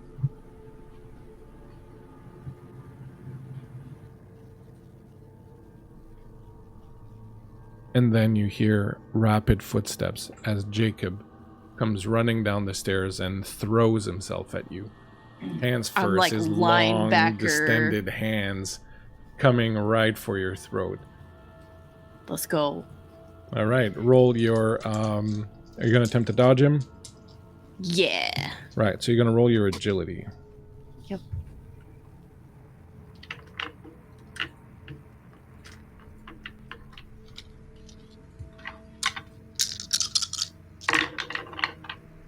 One success. One success. He barrels past you. You realize he wasn't going for you. He barrels past you and pushes you out of the way, slamming you up against the side of the door frame. Your head hits it and cracks. You're going to take 1 physical Okay. condition. as he cracks you up against that and continues running right past you as you're kind of stumbling. The rest of you, you see Jacob coming into the room, and he looks to be making a beeline for Nurse Pritchard. His long, distended hands and his gangly arms kind of reach it for her. And he's like, no, you'll doom us all. And he reaches out for her, and he reaches out to grab her by the throat. Initiative.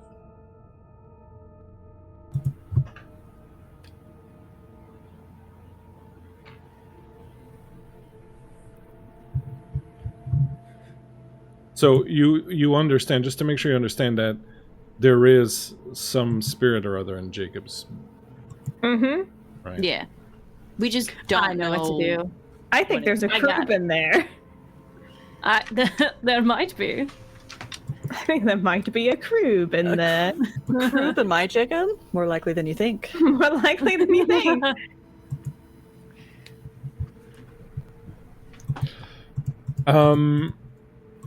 One for Esther, 3 for Mercy, 8 for Mabel, 7 for Martha. At 1, Esther, what do you do?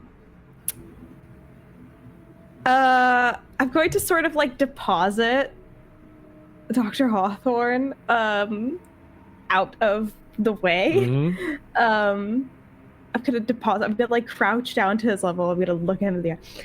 Listen to me. I know this is all very complicated. I know that you thought I was just a nice young woman. I know that things are not as you expected them to be, and it's terrible. I'm well aware things are strange and horrible, and you've been assaulted, and I'm very sorry about that.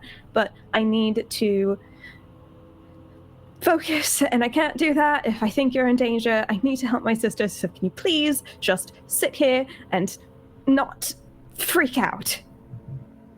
You see him about to freak out. He kind of takes control of himself. He looks around, and he looks at you and goes, right. Very well, Esther, do what you need to do. He reaches up and puts his hand on your cheek and sort of hesitates, and you know he's way too proper to do anything.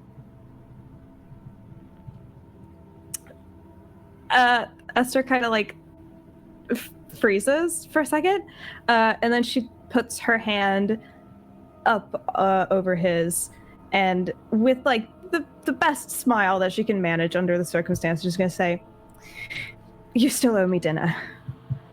Go be a witch." And she's gonna go be a witch.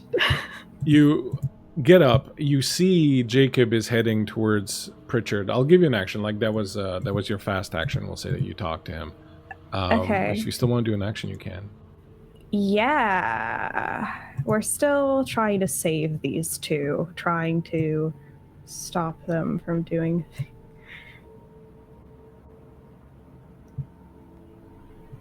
You know, you have that thing, that observation, right? You get a bonus from something that you're not a part of. Yeah, vigilance. All right. Go ahead and roll me your logic plus vigilance and add that bonus, would you? Yeah. Okay. We can do that. 2, 4. I guess that's 4, 6, 8. Surely with 8 dice, guys. Surely. I've said that before. Don't tempt. No. If I tempt it, then it'll be fine. Sure. Yeah. Yeah, That's cool, how it cool. works. That's how it works every time. Yeah, that is only 1 success, but that's still more than 0. That's all you need. You recall something from the banishment scroll. Yes. The nail? The nail. Is that what I recall? Yes. Do I see the nail? Just Well, you've done your action with your roll, but if you want to say something. Mercy and Martha are the closest ones to the ritual still. Yes. So I'm going to them. I'm going to yell, "The nail! Take out the nail! The nail!" Mercy at 3. I know! I read the spell! Can I find it? Can I look for it? You can do a logic plus investigation. All right. Do I see it? I'm going to use an advantage on this. Oh, Jesus Christ. One success. That's all you need. You see the nail planted in the door right next to the entrance next to the door in the ground. By Mabel? Yes. Okay. I'm going to pull out my crossbow, point it at Jacob / Krug, and say, we can either do this the easy way or the hard way. The easy way is we cleanse everything and you just go back. The hard way, you're gonna, I don't know, burn. It's gonna be bad. Agony. It said agony. You do anything else? I mean, can I don't. No, you've done your you did your action in looking for the thing. So Yeah. all right. At 6, Jacob goes. He reaches, completely ignoring you, reaches out to Pritchard, grabs her by the throat, and he drags her to the ground and he starts choking her, and he's like, "You infantile imbecile! You will doom us all! You are lucky that it was just me that came back the first time and not him. If you summon him, you will ruin everyone." Oh my god, it's the doctor! She says, pointing at him. It's not Crew! It's the doctor! Martha? I know Mercy spotted it. Did it get pointed out, or do I have to do my own check? No, Mercy did not point it out. Dang it!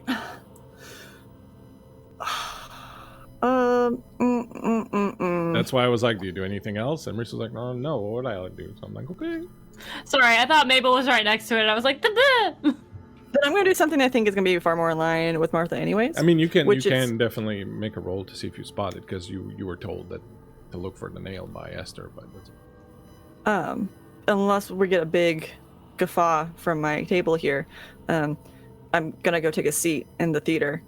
And I'm also going to go ahead and cast the Wounds Eater spell. Presuming that the nurse is about to take a wound here. So, to watch and to be amused, but to hopefully not cause real harm. That is my intention. Excellent. Mabel, you are on the ground, your ears are ringing, you took a bit of a bonker on the head. You hear someone yell something about a nail, a nail, a nail. What would you like to do? A nail.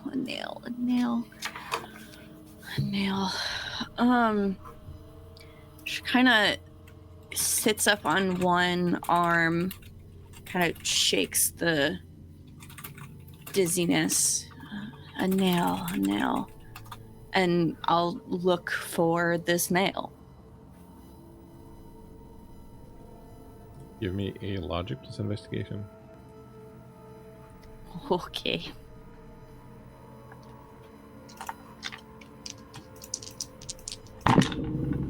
That's 2 successes. Excellent.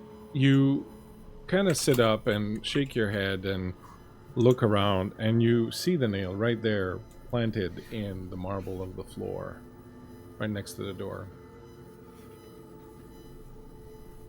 I'll grab it if I can. You grab it. Give me a physique plus force. Oh. Don't you have a thing that gives you a bonus to force? I do if I'm fighting something unarmed. I'll give it to you because it's called tough as nails. Oh. I'll give it to you for this. Okay, cool. All right, that counters my 2 conditions. So we're rolling 8. Mabel is beating you. That's success. Excellent. You wrap your fingers around it and you pull and you pull and you pull and you're starting to bleed. There's just it kind of really lodged in there, but eventually you manage to pull it out. And as you do, you hear this loud crack that reverberates throughout the entire room, and you see Jacob's head sort of go back, He lets go of the nurse. He falls back, hits his head on the ground. You hear a loud crack. And then he stops moving.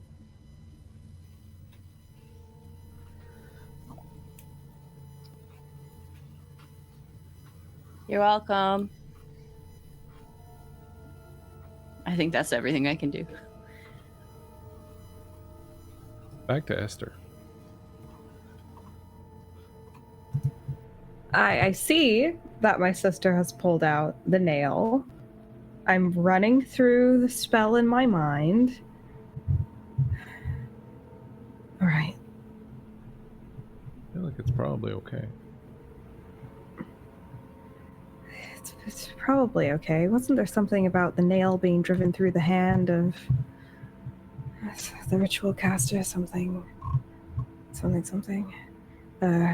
Should have went into banish Krub, except it wasn't Krub. Are you certain it was the Dr. Mercy? I don't know. I'm kind of just guessing, but it didn't seem like a big, powerful thing. It sounded like a man. Okay.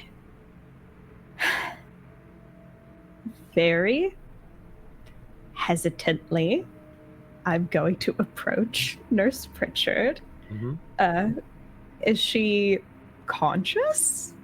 You approach Nurse Pritchard. What is Mercy doing? I am going to, I'm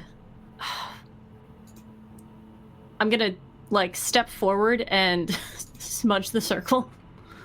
You step forward. Just in case. And smudge the circle. What's Martha doing?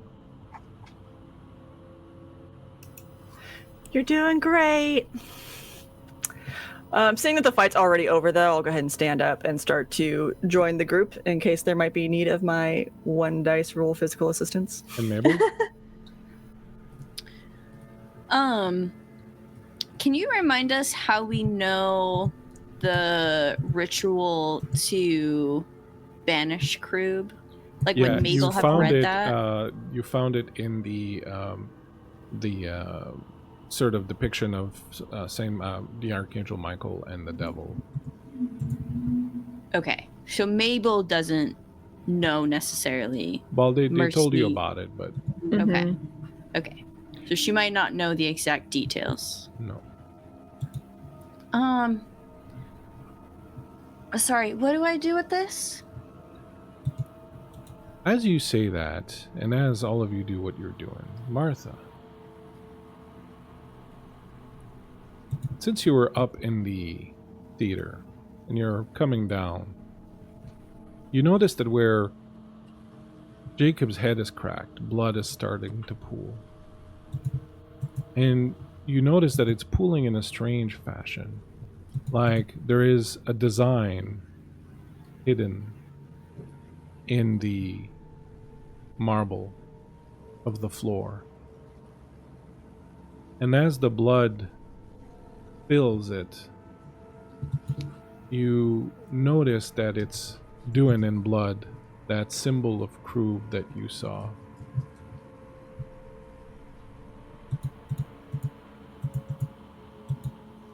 As soon as the last drop of it fills the symbol, you all feel an intense shift in temperature. The room becomes ice cold. The lights dim. You hear like a loud intake of breath.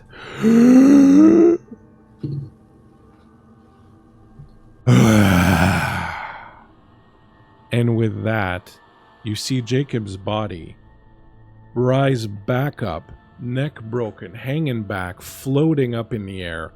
His hands start to distend and elongate. His bones snap. His skin starts to crack and peel. The body itself starts to distend. This strange mist is now rising from the ground, rising up and surrounding him. And as it does so, you see his hands are growing and becoming more and more distended. You see the mist wrap up around him, and for a moment, you hear nothing. There is silence. there is just the mist. And then, from the mist, these two giant, twisted, gnarled hands reach out of the darkness itself. Reach out. One of them reaches and grabs Mercy and starts to pull her into the dark. Everyone roll for fear. You are rolling either your empathy or your logic, whichever one you want. Because you have your sisters with you, you each get a +3. Ah.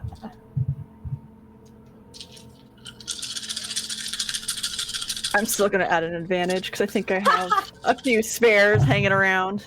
Must do. Hey, that's only 2 successes, so I'll take that. I fail. Who failed? Mabel. You wish to push? Will I take a mental? Yes.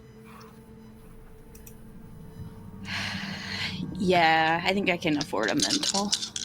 Anybody else fail? Nope. You needed 2 successes, by the way, not just 1. Oh, I did get 2, so Okay. yes. I still fail. I'll take the frightened. You are rooted in fear, Mabel, as these hands reach out of the darkness, envelop Mercy, and start pulling her into the darkness. I'm gonna cry for my dad.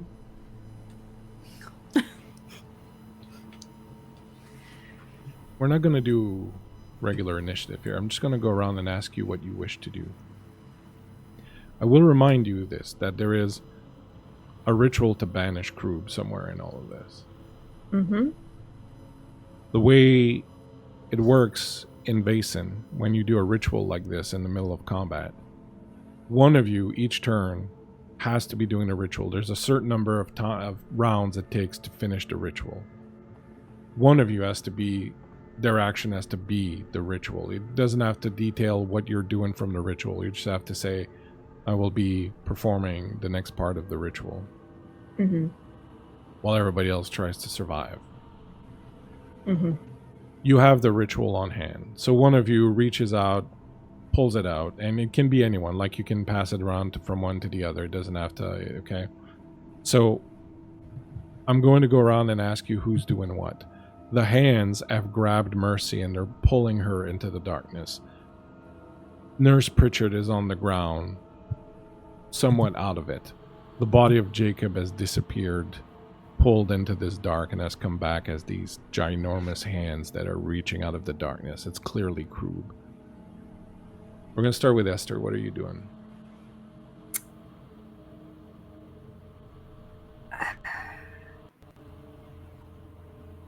I think my first instinct would be to reach for Mercy. And I'm wondering if you'll let me modify my Roots and Vines spell to, instead of choking Mercy, acting as an anchor to keep her from getting pulled. I like that. Make a magic roll. What is Martha doing? I would like to get to my twin, because she's the one that has the nail, to do the next part of the ritual. And I have. All my right, you'll be doing the final ritual. And Mabel, what are you doing? I am struck with fear. Can I do anything? No, you can't. You will be able to make a roll again this turn to see if you can resist the fear. The ritual to banish Krub, just for people's knowledge, the ritual must be performed in a location where Krub is manifesting. Note that removing the grave nail from the floor will stop a possession but not banish Krub. However, it must be done as a first step, which you have done that. Then the nail must be plunged in the palm of the ritualist and pushed through to pierce both sides of the hand. Using the blood, the ritualist must inscribe the rune of the Archangel Michael over the symbol of Krub. Who has the symbol of the Archangel Michael? Mercy has it right now. Mm-hmm. The candle of tallow and hair is then to be used to set fire to the binding book. Once the book is on fire, the candle should be placed inside so that everything burns and melts together.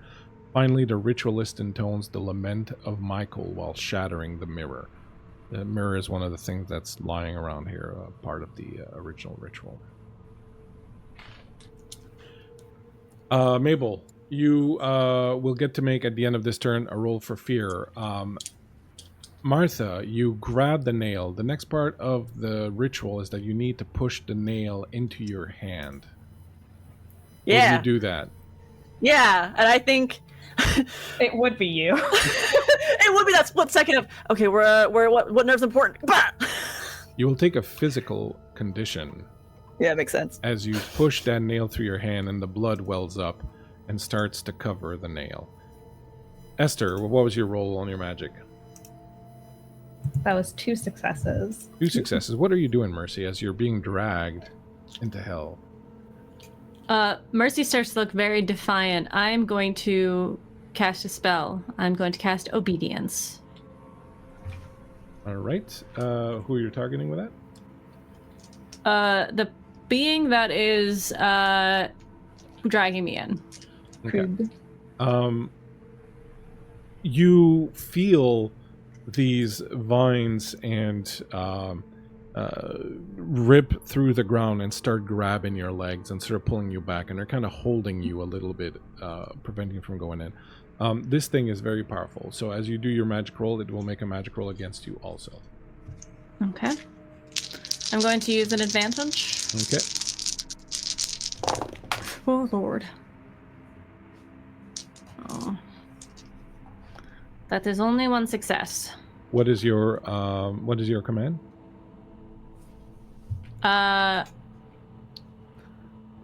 It is a simple sentence command.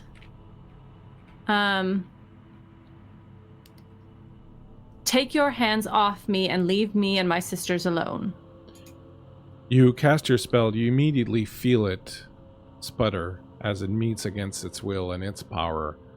And he says, "How about I wear your skin instead?" And he keeps pulling you into the dark. The vines are kind of holding you back a little bit, but they're starting to snap as this thing is extremely powerful. Go ahead, Mabel, and make a fear check. Do I still get a +3 for my sisters being around? Yes. Okay, and then I'm going to use an advantage. It's only 1 success. You continue to be frightened as you watch your sisters being dragged into hell and going through all this. Esther, what are you doing now? You can see that the spell is working. It's pulling on her. It's holding her back a little bit. What would you like to do? I have to maintain the spell, I think, or else my sister is gonna go into there. Is maintaining my spell an action? It just or means you fast can't act? cast another spell. Okay, that's fine. I don't need to cast another spell. There are other things I can do, surely. I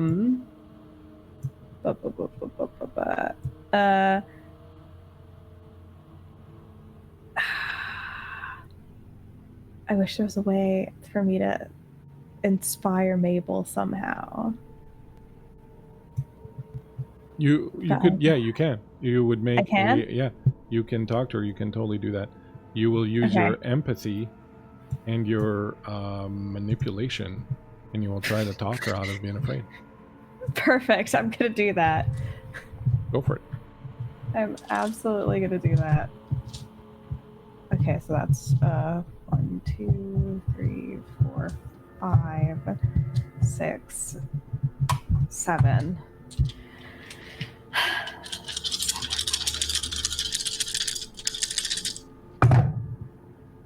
Okay. Well, that's no success. But I like think to push?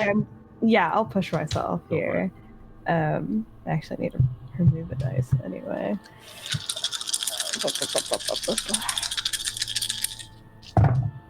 Okay, yeah, that's way better. That's 2 successes. Excellent. 2 successes is what you needed. You talk to her. What do you say to her to bring her out of this fear?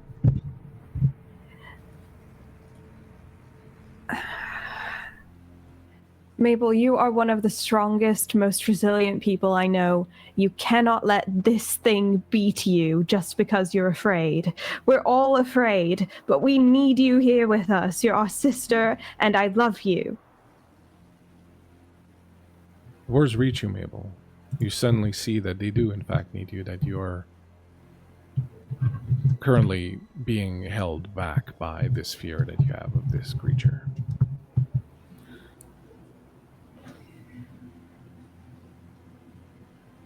We'll get to you in a moment. What is Martha doing?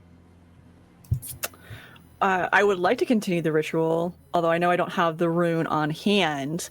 Since I was there, I have seen the cross. I have been at the mural. I've been seeing it. Can I at least start that part of it? Or Well, so you could use your fast action to say something about the... Do you know where the... you would know that Mercy has, so you know you need Mercy because she has the sigil on her. So the thing to do might be to try and free Mercy so that on her action she can do the second part of the ritual. okay, sounds good. Shoot. I don't really have a whole lot kitted for that. I can try and pull her out. We can give it a go. I have very low dice pool for that. If I can further inspire Mabel, who I think is probably our best bet. I can try something to get myself free. Okay, so let's do that and see if you can manage.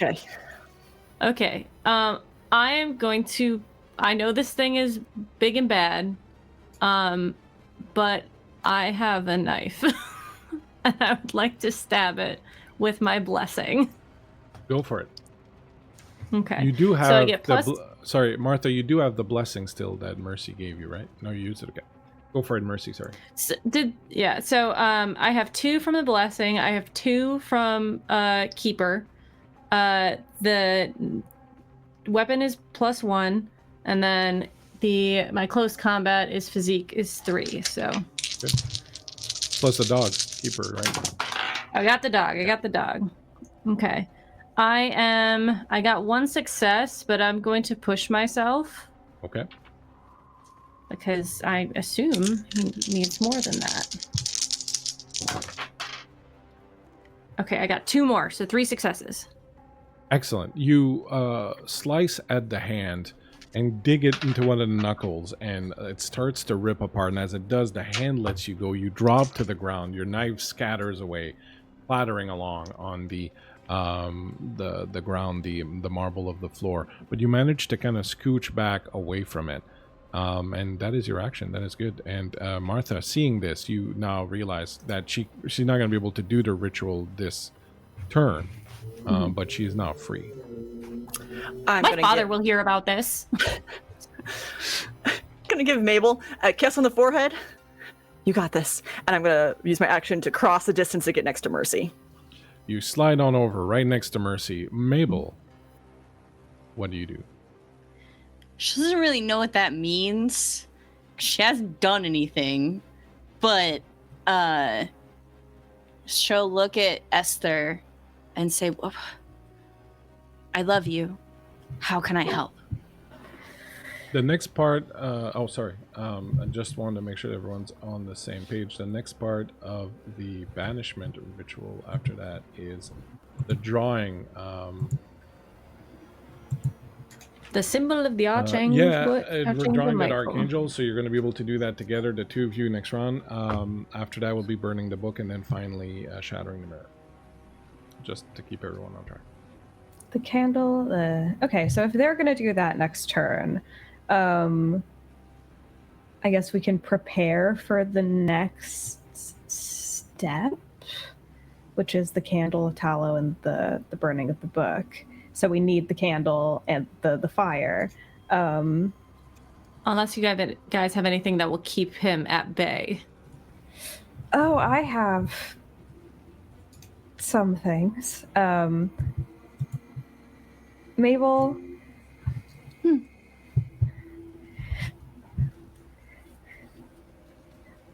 We either need to finish the ritual or we need to hold him back. You do what you feel is right for you. Make your own path. We trust you.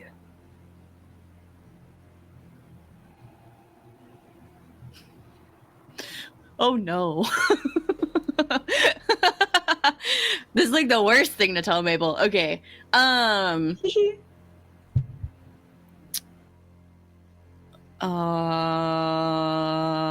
God, what would she do?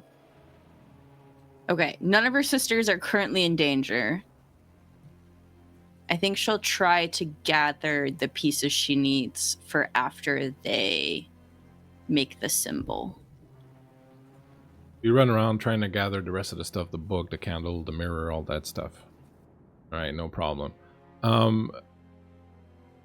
Martha, you slide up next to Mercy. Your hand is bleeding from the nail, and your guys are next to, the two of you are near the symbol that you have to cover with the blood. Mercy, you have the sigil. What do you do? I would like to use Martha's hand to draw it. You grab Martha's hand. You start drawing the sigil. You see Kroob's hand reach up and is ready to come down and grab you. And as you draw the sigil, you suddenly feel this incredible heat as this wave of flame rises in front of you. As you draw the symbol of the Archangel Michael, and you see, standing in front of you, holding a flaming sword,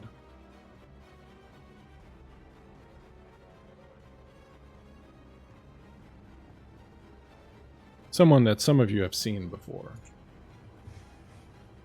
This man in a very nice suit with these mirrored glasses that obscure his eyes stands on top of you, light emanating from him, with a flaming sword in one hand, and he takes a swipe at Kroob, hitting the hand. Kroob's hand goes up in flame. Kroob rears back and skitters back a little bit as the Archangel Michael, or some sort of emanation of him, stands in front of you, protecting you from the hands.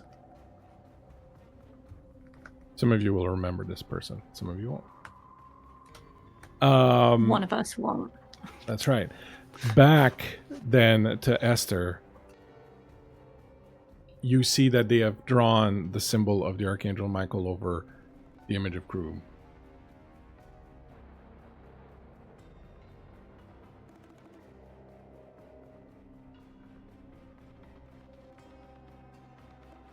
You muted? Yeah, you're muted.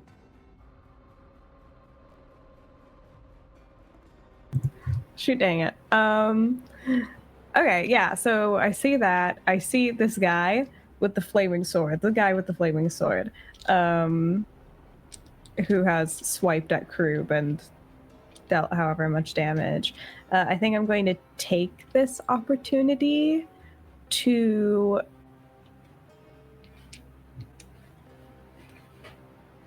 try. It'll be funny if I succeed. It'll be really funny if I succeed. I'm going to try to turn Kroob into a toad. All right, he's going to get to defend with his magic. Go ahead and roll your magic. Okay. I'm going to, let's see. Let me do a little scroll up in chat. I got one. I'm going to use one advantage to try and turn Kroob into a toad. And it'll be really, really funny if it works.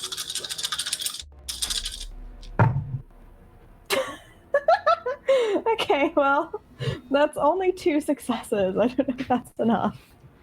You reach out with your magic, with all the knowledge that your mother has instilled into you, and cast the spell, and immediately you feel it dissipate.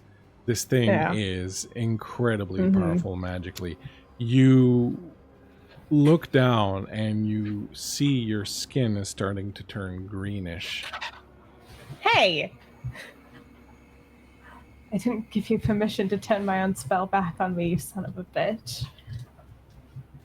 Mabel, what do you do? Do I see that they finished making the symbol? I will spend my turn doing the next part of the ritual.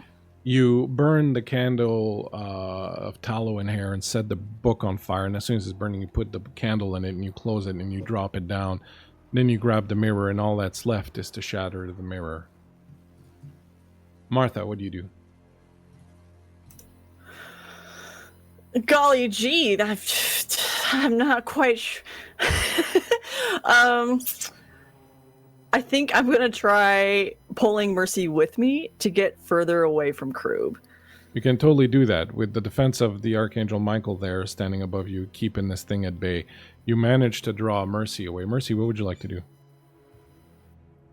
I think Mercy's pretty like a little awe-stricken, and you just Martha, you just hear her say under her breath, "He's real." she did not believe it. Fair. But I will go with Martha, and I would, help shatter the mirror if possible. You move over. You see that you move with Martha. You see that Mabel has the mirror. Do you want to take it from her? I'm just gonna smash it out of her hand. You grab it, and as you go to smash it, you hear Pritchard's voice go, wait, there's something missing. The ritual. What? We're a little busy!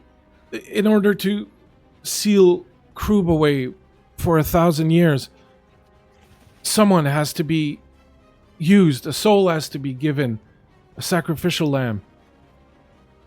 Whoever's image is reflected in the mirror at the moment of shattering, their soul is going to be bound to Krub's, to keeping where he is. If we don't do this, if we just shatter the mirror, he will just remain here and be brought back in no time.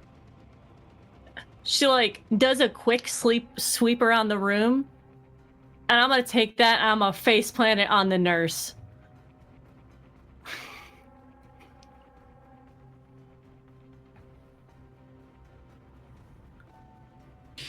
The mirror shatters.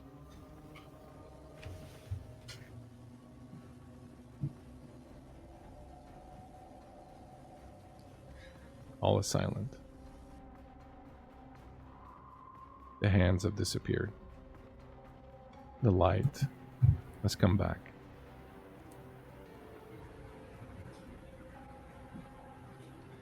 Where you shattered the mirror, where the nurse was,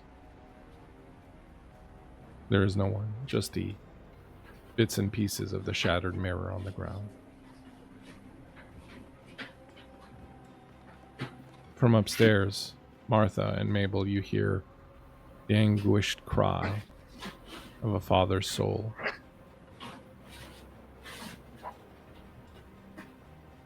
Both the children now, Nurse Pritchard and Jacob, are dead. Destroyed, their souls taken.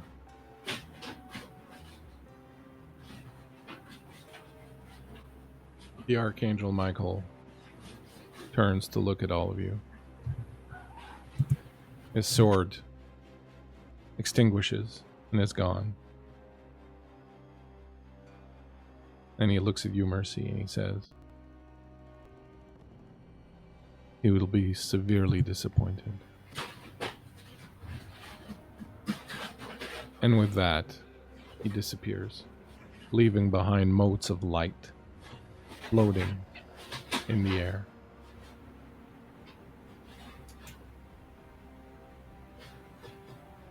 I didn't believe in you anyways. What do you do? Am I a frog? No. Okay. You have a greenish tinge, but it goes away.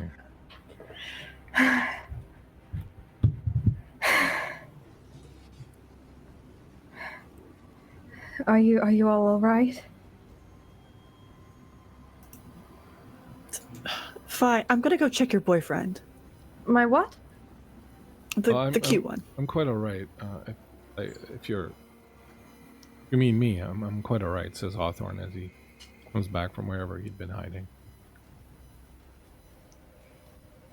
Oh, he didn't bleed out. It was Jacob that bled out? That got this all kicked he was off? bleeding. He's got like he's got a piece, he's got his handkerchief and he's got on the back of He his has a head. concussion or something of the like.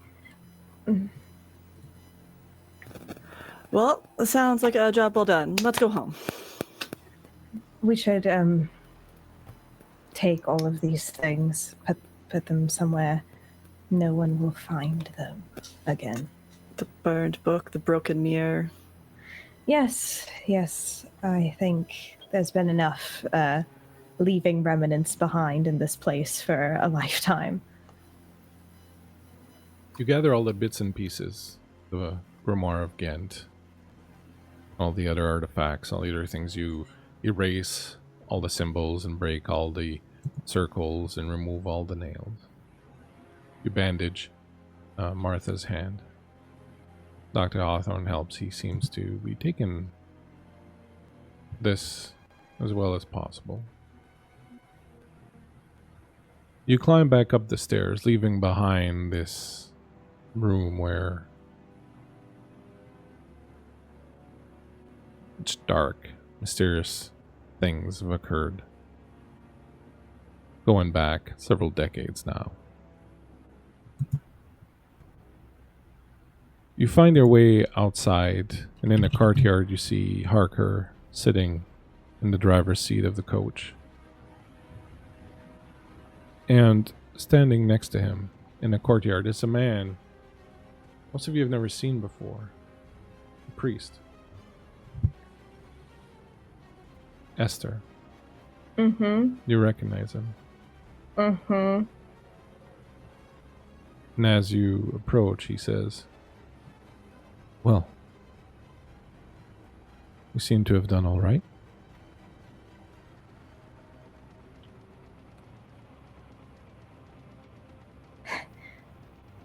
What are you doing here? I came to make sure that you were all right. I didn't want to interfere unless you needed it. Doesn't seem like you did. Unless we needed it. Is that the excuse you've used our whole lives? Well, you have to learn somehow. And me holding your hand through everything is not going to help much now, is it? No, you only hold one of our hands. What do you mean? Esther, who is this? What do you mean, Mary? Don't you recognize his voice, Mercy? You do not. No? My voice. I've not been speaking to any of you.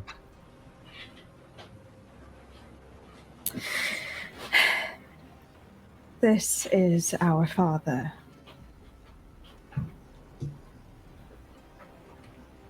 I thought our father was dead, Esther.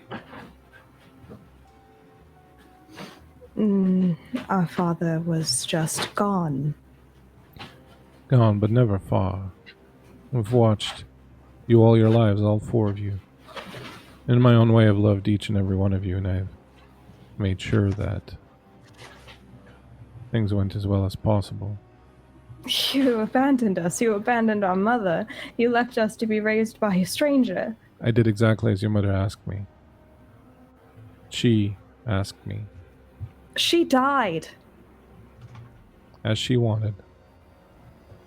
I've done nothing but love your mother and allow her to live her life as she wanted. It was not up to me to impose anything upon her. Just as I would not impose anything upon any of you.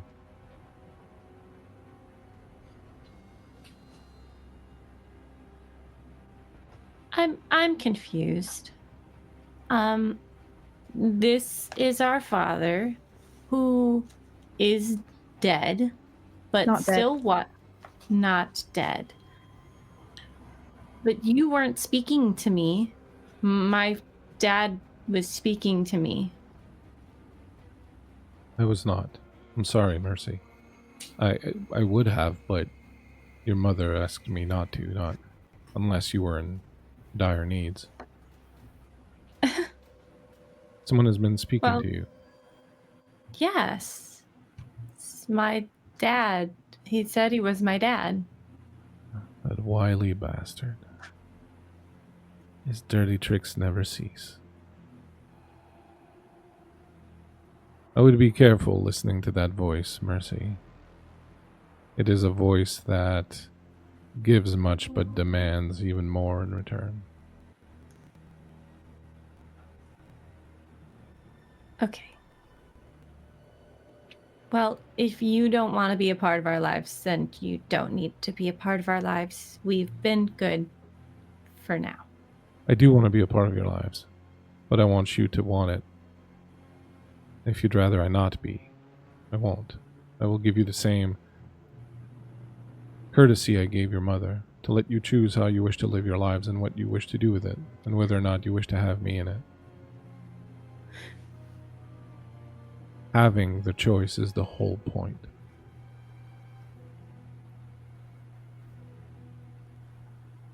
Okay, but who are you? Are you a priest? I am your father. Okay. I'm certain you need to come to terms with everything that has happened here and think on things, and I will give you time. You will know how to reach me if you ever so desire to do so, but allow me to say this.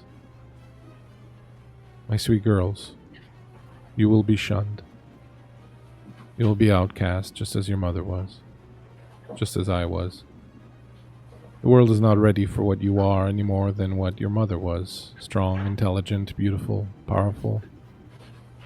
But remember that as I was cast out for refusing to kneel, for refusing to bow and blindly follow the orders of a despotic being, I was cast out for breaking the rules and being a rebel and standing up to an undeserving authority. Your life may at times be hell. But as my favorite poet said, the mind is its own place, and in itself can make a heaven of hell, or a hell of heaven. You have the power to make the world what you want it to be, and I will always watch over you. And when I am not there to do so, he looks over at Harker. Nathaniel, you'll continue watching over them for me, will you? Harker nods.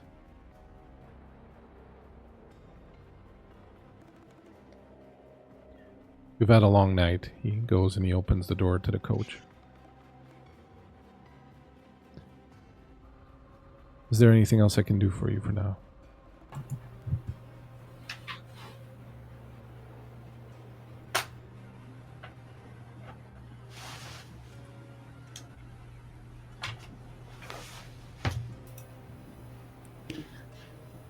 I am not the voice of this group, but I think we are united in saying, fuck you, and we're not going with you.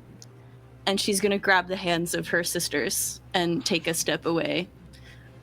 You see him smile when you say that. I don't take your hand.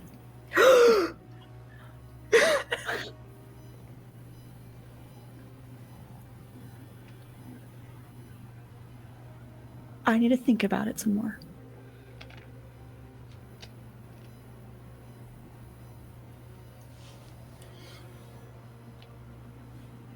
I assume it's a choice I don't have to make right this moment.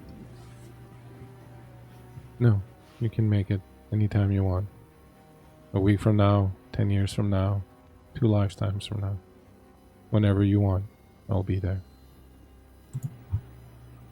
You should have been there when our mother died. I was.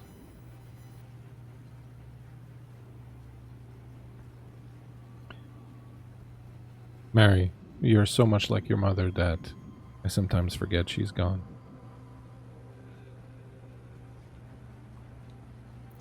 Well, if you knew me at all, you would know I don't go by Mary. I know, but it's the name I give you, and it's the name that I prefer, and I will take at least this one indulgence. As if you've earned any. That's my girl. If that's all, we need to get to some sleep, so Please. bye. You look exhausted. And you will wait till I get into the coach and you will close the door. Wish you the best road. Nathaniel, thank you. Yes, Lord. And in a moment, the carriage is rolling forward. The four of you sitting alone in it.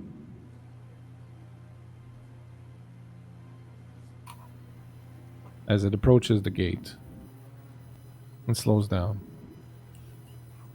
Dr. Hawthorne comes to the window. Looks at you, Esther.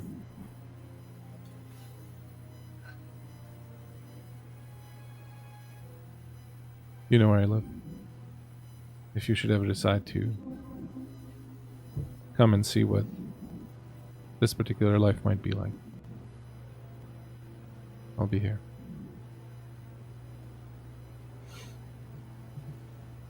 Yes, I think I'll take you up on that sometime, Doctor. Mabel, who has made a point to not sit next to Martha, Mm-hmm.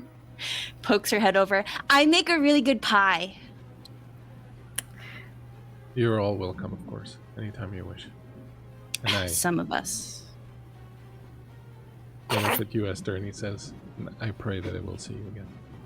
And he reaches in and he just touches your hand. Squeeze. He You will. steps back. Ready to go, ladies, says Arca. Yes, Mr. Harker, please take us home. The four of you are alone in the carriage. Night rolls by. Forest rolls by.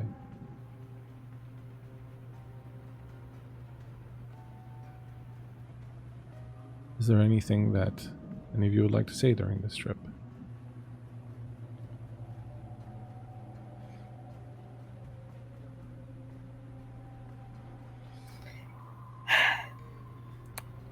He's wrong about us. He's wrong. He doesn't know us at all. Clearly. The world may be big and awful and complicated. I know I told you the same thing, but we are not our mother. We will not be outcasted or abandoned. Most importantly, we will always have each other. All of us. No matter what paths we go down in this life, what choices we may make, we will always be sisters. And I think Esther's gonna shoot Martha a bit of a pointed glance, but like well-meaning, you know.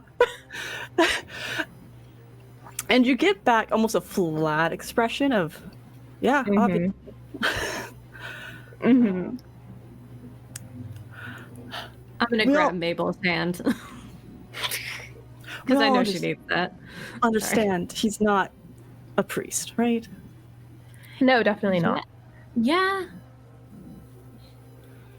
What is he? Mercy, did you not listen to him? He said a lot without saying anything. I don't think it matters who he was. Or is. I don't think he's welcome.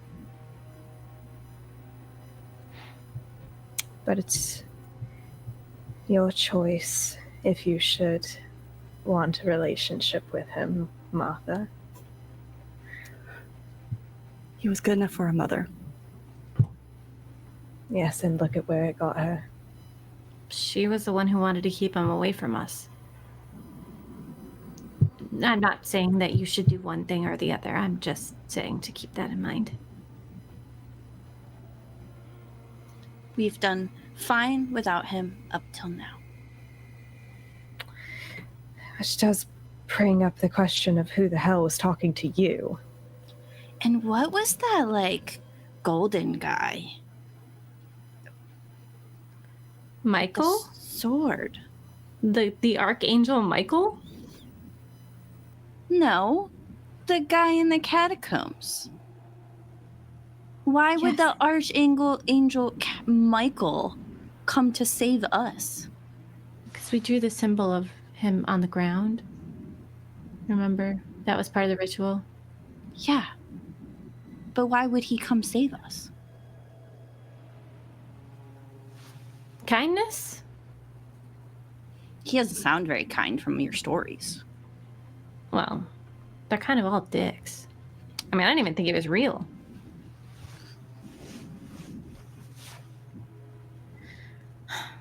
The world's Wow. full of unexplainable things.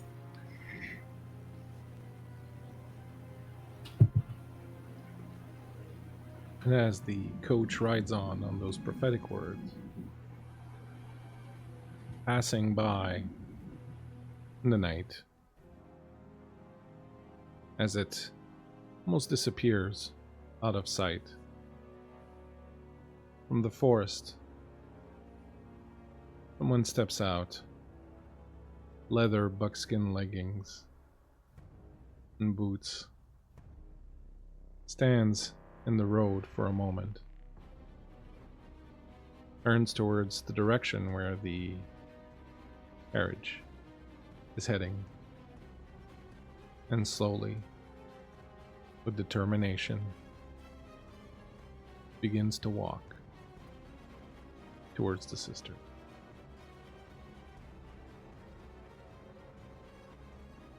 And on that note, we're going to end the little tale of the Devil's Four Daughters. Does he? I think we need a paternity test for one of these kids. Well, when the Lord is with us, we're never really alone, apparently.